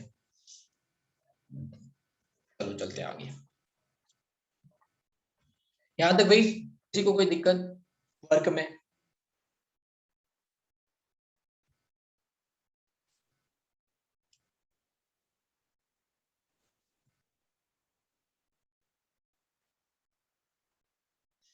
अब जैसे मान लो इसमें कहाँ कंफ्यूजन होता है मैं बता दे रहा हूँ, राइट। हमेशा आपको ना पी एक्सटर्नल पे ध्यान देना है। जैसे मान लो एक सिस्टम दे रखा है यहाँ पे, लेट्स से ओवर हियर, मैं आपको समझाने के लिए हाइपोथेटिकल केस बता रहा हूँ। इस शुरुआत में लेट्स से इनिशियल स्टेजेस पे है ना, राइट, प्रेशर जो है वो यहाँ पे लेट्स से 2 atm है, अंदर भी 2 atm, right, this is initial state.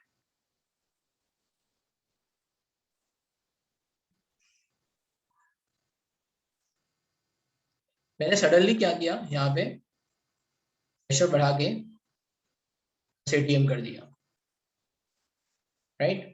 P external 10 atm हो गया, राइट। एक्सटर्नल 10 atm होने के कारण थोड़ा सा नीचे बना लेते हैं,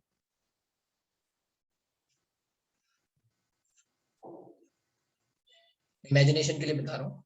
एकदम से मैंने 10 atm कर दिया, तो अब जो यहाँ पे है ना डिस्प्लेसमेंट होगा वो किसके किसके इफेक्ट के कारण हो रहा है, 10 atm के हिसाब से हो रहा है ना। इस v इनिशियल से v फाइनल तक जो भी डिस्प्लेसमेंट हो रहा है उसमें कंटिन्यूअसली टोटल जो है प्रेशर 10 atm ही लगता रहा है, राइट। इसीलिए हमने क्या बोला, फोर्स जो वर्क होगा वो क्या होगा, 10 atm इंटू dv हो जाएगा, है ना, v final minus v initial ऐसे निकाल के, राइट, यू कैन से इस पॉइंट से लेके इस पॉइंट तक जब भी गए, हर पॉइंट पे जब भी वर्क हो रहा है ऑल द टाइम प्रेशर क्या लग रहा है, 10 atm, राइट। आई बात समझ में? हर पॉइंट पे प्रेशर क्या लग रहा है, 10 atm, इसीलिए वी हैव रिटन ये एक्सटर्नल इट इज कांस्टेंट, ये बाहर आ गया और हमने ऐसे लिख लिया, इमेजिनेशन बन गई ना। अभी 2 atm से एकदम से मैंने 10 atm रख दिया, जब यहाँ कंप्रेशन स्टार्ट हुआ वी इनिशियल से वी फाइनल, हर पॉइंट पे है ना, ये जैसे जैसे नीचे की तरफ जा रहा है हर पॉइंट पे हर टाइम प्रेशर क्या लग रहा है, 10 atm। जो भी वर्क हो रहा है, जो भी डिस्प्लेसमेंट हो रहा है, किस फोर्स के कारण हो रहा है, 10 atm के कारण, ठीक है। इसलिए हम फिर इसको इस तरह से सॉल्व कर रहे हैं। तो अगर मान लो इसी में एक और केस आ जाता है, स्टॉपर्ड वर्क, है ना। स्टॉपर्ड वर्क क्या होता है कि मान लो, है ना, राइट, आप नीचे की तरफ जा रहे हो और नीचे एक स्टॉपर लगा है, तो कह रहा है कि इससे नीचे नहीं जा सकते हो, है ना? एक ऊपर स्टॉपर लगा है एक्सपेंशन में, उससे ऊपर नहीं जा सकते, ऐसा कहीं स्टॉपर लगा है, स्टॉपर समझ रहे हो ना, इज गोइंग टू स्टॉप, इससे नीचे नहीं जा सकते। एकदम से मैंने 10 atm यहाँ पे कर दिया,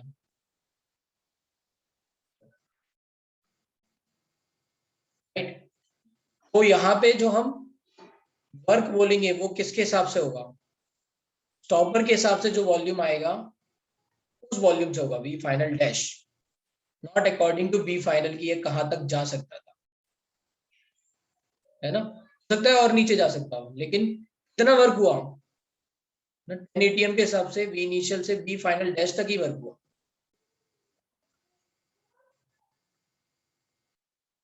राइट। कभी ऐसे क्वेश्चन भी आ जाते हैं, इनमें घुमा देते हैं थोड़ा, राइट, ठीक है। इसमें घुमाते कैसे हैं, इसी को पहले थोड़ा सा इसको अभी एक और तरीके से लिखते हैं, फाइनल। अच्छा, वी फाइनल और वी इनिशियल कैसे निकालोगे? या तो क्वेश्चन में दे रखा हो सकता है, नहीं तो आप क्या कर सकते हो यहाँ पे, V final you can calculate it on the basis of NRT by V final P initial, है ना। वी फाइनल कैसे निकालोगे, माइनस पी एक्सटर्नल एनआरटी ना by P final minus NRT by P initial, ऐसे निकाल सकते हैं कि नहीं? इनिशियल कैसे निकालेंगे, P V equals to NRT, V कैसे निकालेंगे, NRT by P initial P final,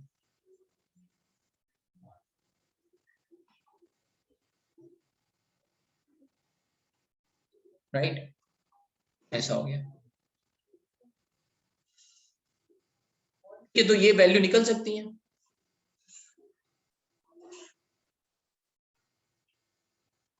वैसे तो ये बी फाइनल और बी इनिशियल, कभी कभी मैं इसलिए बता रहा हूँ ये बात कि कभी कभी डायरेक्टली आपको बी फाइनल बी इनिशियल ना दे रखा हो तो आपको समझ में आएगी कैसे निकालना है, राइट, ऐसे भी हो सकता है, ठीक है। और अगर स्टॉपर दे रखा होगा तो आपको पता ही होगा कि फिर वहां पे ये वाला फॉर्मूला नहीं लगाना है, NRT by P final, right. आप क्या लिखोगे, बी फाइनल डैश, जो भी स्टॉपर के हिसाब से आया, right, that you are going to apply.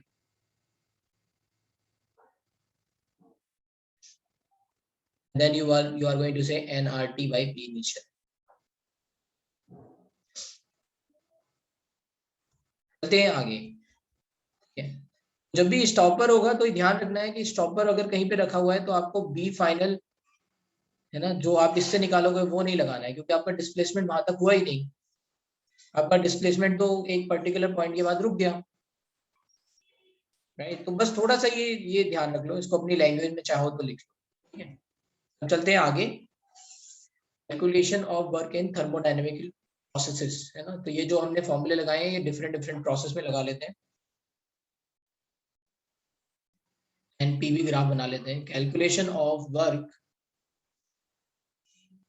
For different types of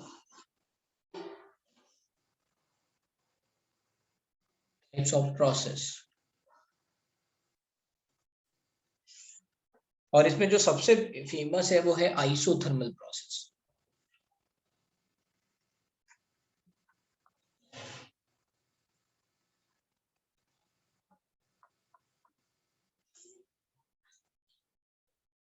ठीक है, आइसोथर्मल प्रोसेस,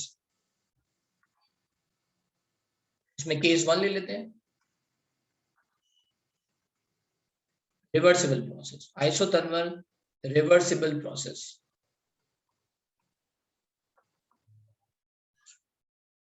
ठीक है, अब यहाँ पे क्या हो जाएगा, work is nothing but minus P external, है ना, dv which can be written as minus p gas dv, which can be written as minus nRT by v dv का इंटीग्रेशन ले लो, है ना, v इनिशियल से v final, work reversible is nothing but, है ना, minus nRT ln, है ना, v final by v initial.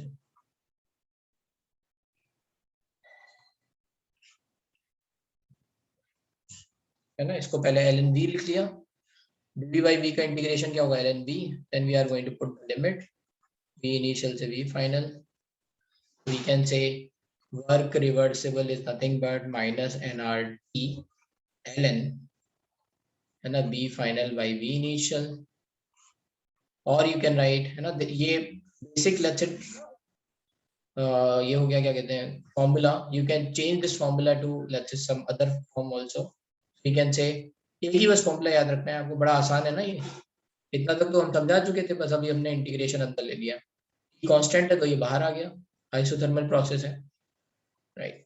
तो वर्क रिवर्सिबल ये हो गया। अब इसको और फॉर्म में कैसे लिख सकते हैं, जैसे माइनस को अंदर ले जाना है तो we can write nRT ln v initial by v final। तो कई बार बहुत कंफ्यूजन हो जाता है, राइट? ये याद रखें, ये याद रखें, आपको हमेशा ये याद रखना है। ये तो मैं बस ऐसे अलग अलग फॉर्म बता रहा हूँ, है ना। ये वाला फॉर्मूला याद रखना है, B final by V initial. इसी में और फॉर्म क्या हो सकते हैं, है ना।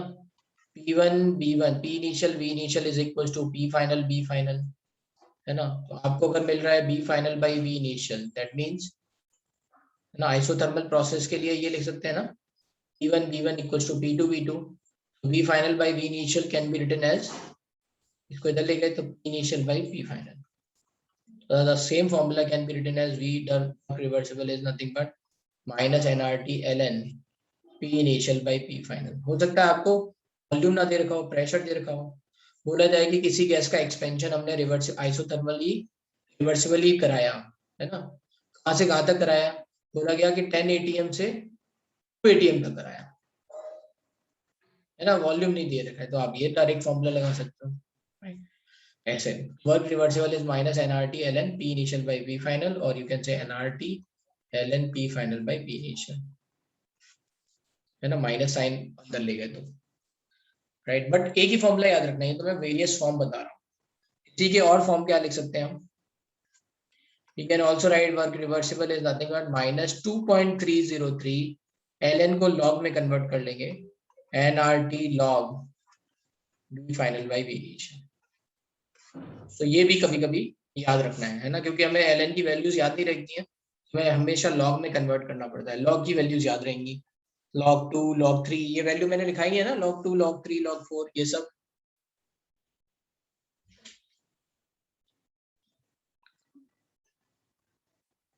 ठीक है, तो बस ऐसे हो गया, ये वर्क रिवर्सिबल आ गया।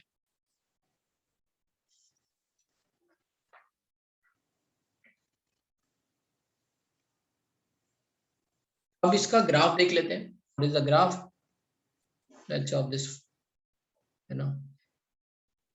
जब हम वर्क बोल रहे हैं तो वर्क हो जाएगा आपका area under the V curve, है ना। Work is nothing but area under V curve, ये भी वर्क होता है।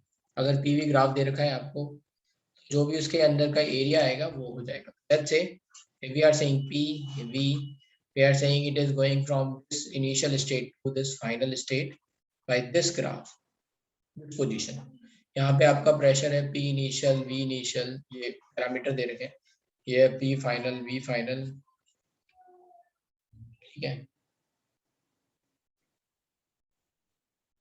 राइट। ऐसा कुछ दे रखा है P initial V initial to P final V final, so the graph is given। जो एरिया हो जाएगा वो क्या हो जाएगा, ये this is going to be work। केवल मैग्नीट्यूड बता रहे हैं, right. It is not telling you sign, sign आपको देखना पड़ेगा। एक्सपेंशन है तो पॉजिटिव, सॉरी एक्सपेंशन है तो निगेटिव, कंप्रेशन है तो पॉजिटिव, है ना। अगर एक्सपेंशन है तो ये ऐसे जा रहा है, एरिया अंडर द कर्व, ये आ गया आपका पीवी ग्राफ, है ना। इसी का मतलब होता है ना इंटीग्रेशन। हमने जब छोटे छोटे जितने भी लेट्स से ये थे छोटे छोटे, अगर हम वर्क देखेंगे सबको ऐड करते गए तो ये इंटीग्रल बन गया।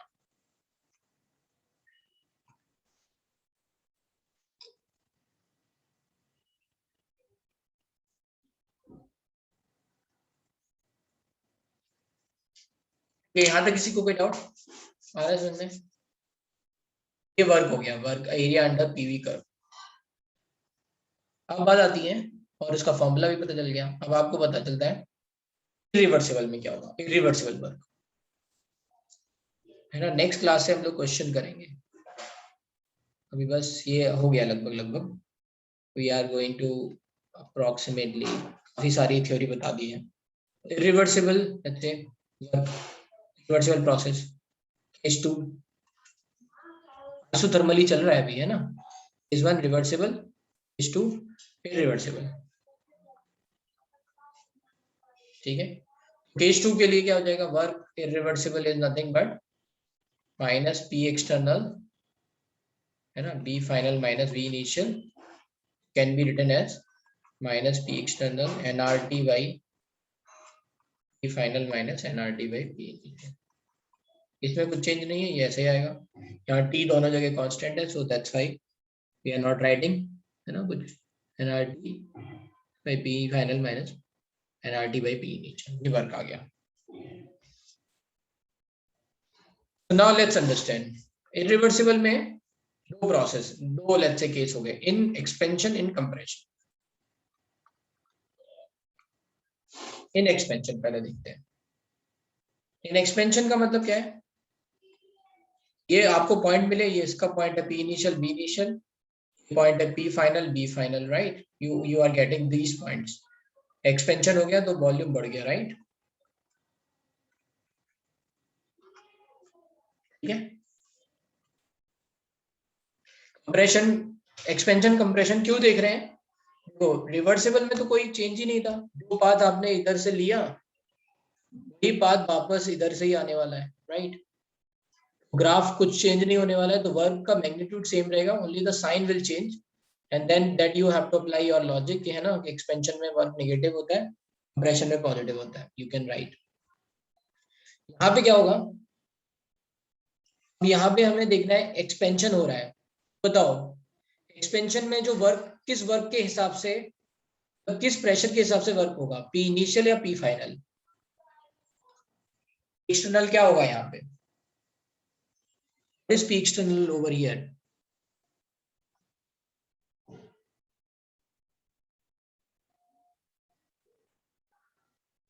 है ना, P इनिशियल होगा, P फाइनल होगा? इनिशियल होगा। अरे भाई अभी मैंने जैसे बताया एक्सपेंशन हो रहा है, पहले यहाँ पे जो प्रेशर लग रहा है, मान लो ये 10 ATM है, and we have suddenly remove to 2 ATM, है ना, तो ये जो एक्सपेंशन हो रहा है वो किसके अगेंस्ट हो रहा है? 2 ATM के अगेंस्ट हो रहा है कि 10 ATM के अगेंस्ट हो रहा है? बताओ भाई, ये मूवमेंट हो रहा है, इमेजिनेशन बन रही है या नहीं बन रही है? ये मूवमेंट हो रहा है पिस्टन का ऊपर की तरफ, 2 ATM के कारण बन रहा है ना, कि फाइनल के कारण बन रहा है ना?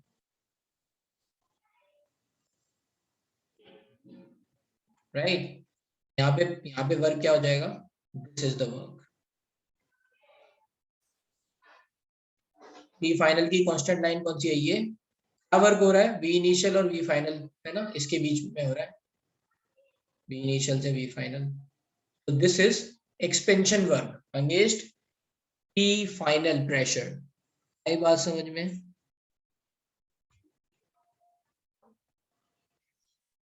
इसीलिए दो अलग अलग केसेस ले रहे हैं, एक्सपेंशन और कंप्रेशन।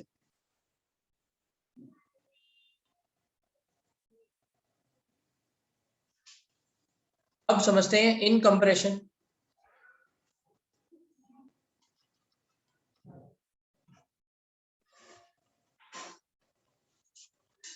कंप्रेशन क्या होगा? कंप्रेस हो रहा है ना, वॉल्यूम कम हो रहा है, इनिशियल कंडीशन ये होगी P इनिशियल V इनिशियल, है ना, आपने एकदम से सडनली प्रेशर बढ़ा दिया, है ना, P फाइनल B फाइनल, इसके कारण वॉल्यूम कम हो गया, ना ये V इनिशियल है, ये V फाइनल है, ये P इनिशियल है, ये P फाइनल है। वर्क किसके अगेंस्ट हो रहा है? फॉर्मूला क्या है आपका? P external dV, right? This is the formula. किसके अगेंस्ट प्रेशर, किसके अगेंस्ट वर्क हो रहा है? इसके अगेंस्ट वर्क हो रहा है, इसके कारण वर्क हो रहा है। यहाँ वर्क कितना आएगा?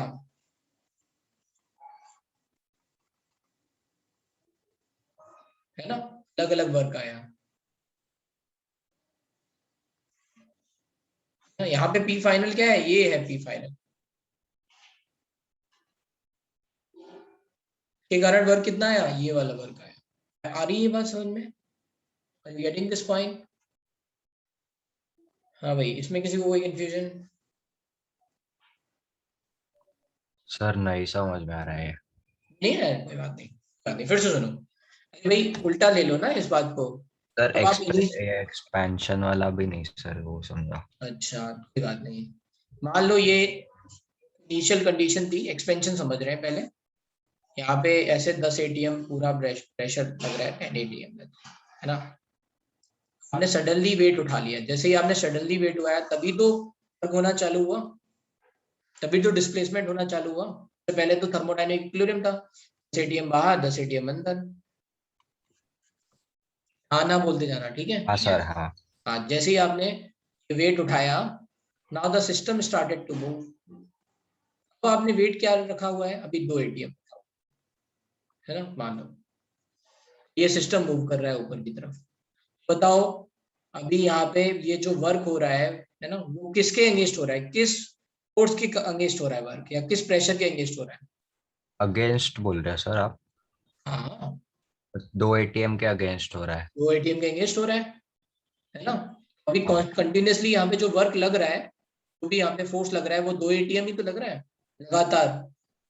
इस पिस्टन पे जो भी यहाँ पे प्रेशर लग रहा है, वो 2 एटीएम ही तो लग रहा है। सर एक्सटर्नल बोल रहे हो ना आप, तो फिर हाँ, अभी हमने फोर्स आपको बताया था ना, फोर्स क्या होता है, हाँ ये सर, external, सिस्टम से हाँ एक्सटर्नल 2 एटीएम लग रहा है और 2 उसको एटीएम। सिस्टम आ हमेशा रहा है। आपको एक्सटर्नल ही देखना है, यस सर। ठीक है। आपको इंटरनल पता ही नहीं, internal we can not confirm ना। इंटरनल हाँ। बस हमें 10 एटीएम पता होगा और फिर फाइनली 2 एटीएम पता होगा, यस सर। ठीक है। Area under the curve gives magnitude, yes, हमें मैग्नीट्यूड ही तो मिलेगा एरिया अंडर द कर्व से, विलास।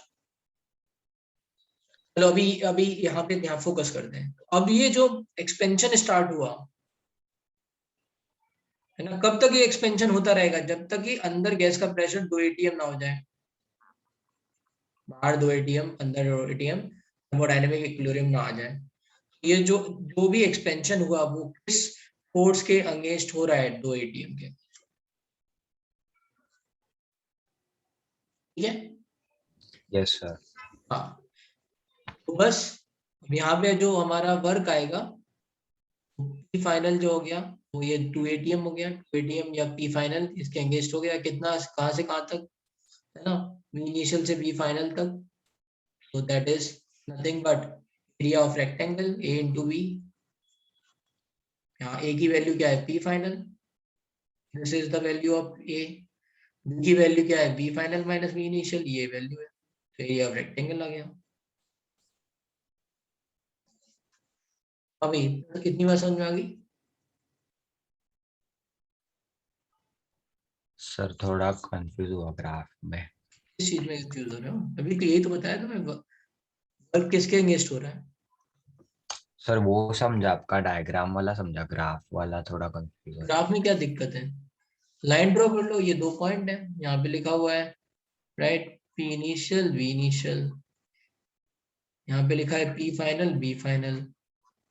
आपको आपको पता है फॉर्मूला क्या है, P final into V initial minus P final minus B initial minus, है ना, ये लिखा हुआ है।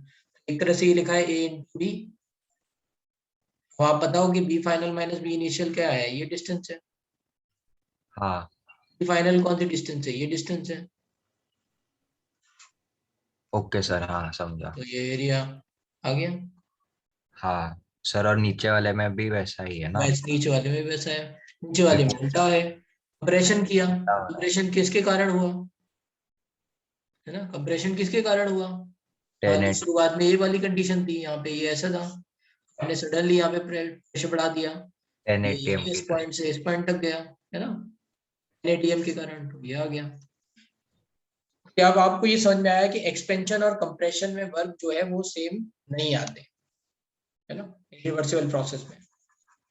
Work is a path function, ना, वर्क क्या है, पाथ फंक्शन, इसीलिए वर्क सेम नहीं है। इसका मतलब क्या है, अगर सिस्टम अगर सिस्टम ए से बी जिस भी पाथ से एक्सपेंड हो रहा है, वो सेम पाथ से वो कंप्रेस नहीं हो सकता ना, क्योंकि उनके वर्क अलग अलग आ रहे हैं, इसीलिए उनके पाथ अलग अलग है।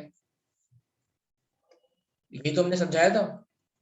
इरिवर्सिबल प्रोसेस का मतलब क्या है, that will not have same path, वही यहाँ पे इम्प्रूव कर रहे हैं। इरिवर्सिबल में एक्सपेंशन और कंप्रेशन के लिए देखो वर्क का मैग्नीट्यूड अलग अलग आ रहा है, इसके लिए इतना आ रहा है, इसके लिए इतना आ रहा है, ये मैग्नीट्यूड अलग अलग है। इसका मतलब क्या है, वर्क का मैग्नीट्यूड अलग है, मतलब वर्क अलग अलग है, वर्क अलग अलग है मतलब वर्क पाथ अलग अलग है ना, एक्सपेंशन और कंप्रेशन के लिए। आई होप कि ये बातें समझ में आ रही हैं।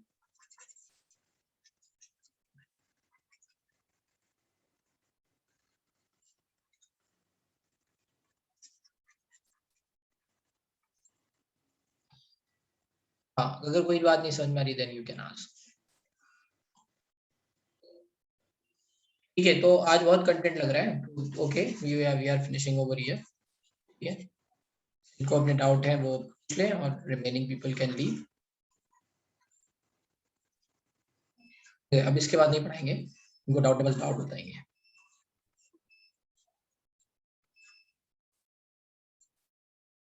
हाँ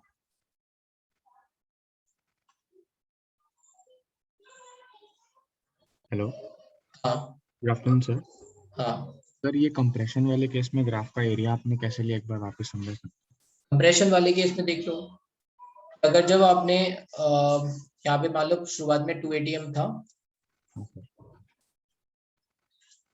से, है ना, ये इनिशियल कंडीशन है, suddenly you have put another heavy weight over here. अब ये क्या हुआ, इस फोर्स के कारण ही तो ये जो है कंप्रेस हो रहा है। हैं। Yes sir. यहाँ पी फाइनल क्या हो जाएगा, 10 ATM। उसके कारण जो है क्या मूवमेंट हुआ आपका, है ना, ये वाला मूवमेंट हुआ। This is the movement, right. Volume में Yes, sir. डिफरेंस कितना है, ये है एरिया ऑफ रेक्टेंगल, ये आ गया। Okay sir, understood, thank you. हाँ ठीक है, चलो ओके, दैट्स इट। और क्या डाउट है? बोलो रुचिल। सर आप थोड़ा ऊपर स्क्रॉल अप कर सकते हो, वो work equals area under PV curve पे।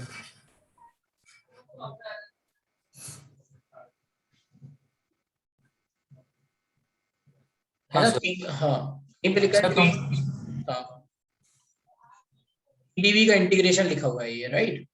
हाँ सर। आपने क्या किया, एक प्रेशर लिया और ये डीवी ले लिया, एक छोटी सी स्लाइड ली, राइट, इतना वर्क लेगा। फिर आपने क्या किया, ऐसे ही इसको इंटीग्रल का मतलब क्या होता है, you keep on adding these small small let's say slides of small small work, आप धीरे धीरे इनको जो ऐड करते गए, है ना। यस तो बस ऐसे ये हो गया, तो एरिया अंडर द कर्व आ गया ये। सर, मेरा डाउट ये था सर कि मतलब हम जब कर्व बोलते हैं तो कोई भी कर्व हो सकता है ना, कि ऐसा ही कर्व होना चाहिए? नहीं, पीवी कर्व में आइसोथर्मल में यही वाला कर्व होगा, आइसोथर्मल में यही होगा, है ना, आइसोथर्मल प्रोसेस के लिए। जैसे आइसोबारिक होगा तो कैसा होगा, ये वाला कर्व हो जाएगा आइसोबारिक में, प्रेशर कांस्टेंट, हाँ सर। वॉल्यूम, फिर वहां पे वर्क क्या आएगा, यही आएगा, राइट। Yes, thank you. तो प्रोसेस के हिसाब से अब जो आ रहे हैं वो प्रोसेस के हिसाब से आ रहे हैं। कभी कभी बच्चे गलती कर जाते थे, जैसे मान लो ये हमने कंप्रेशन में ऐसे दिखाया ना, सॉरी एक्सपेंशन में, वो कई बच्चे ऐसे दिखा देते हैं कर्व।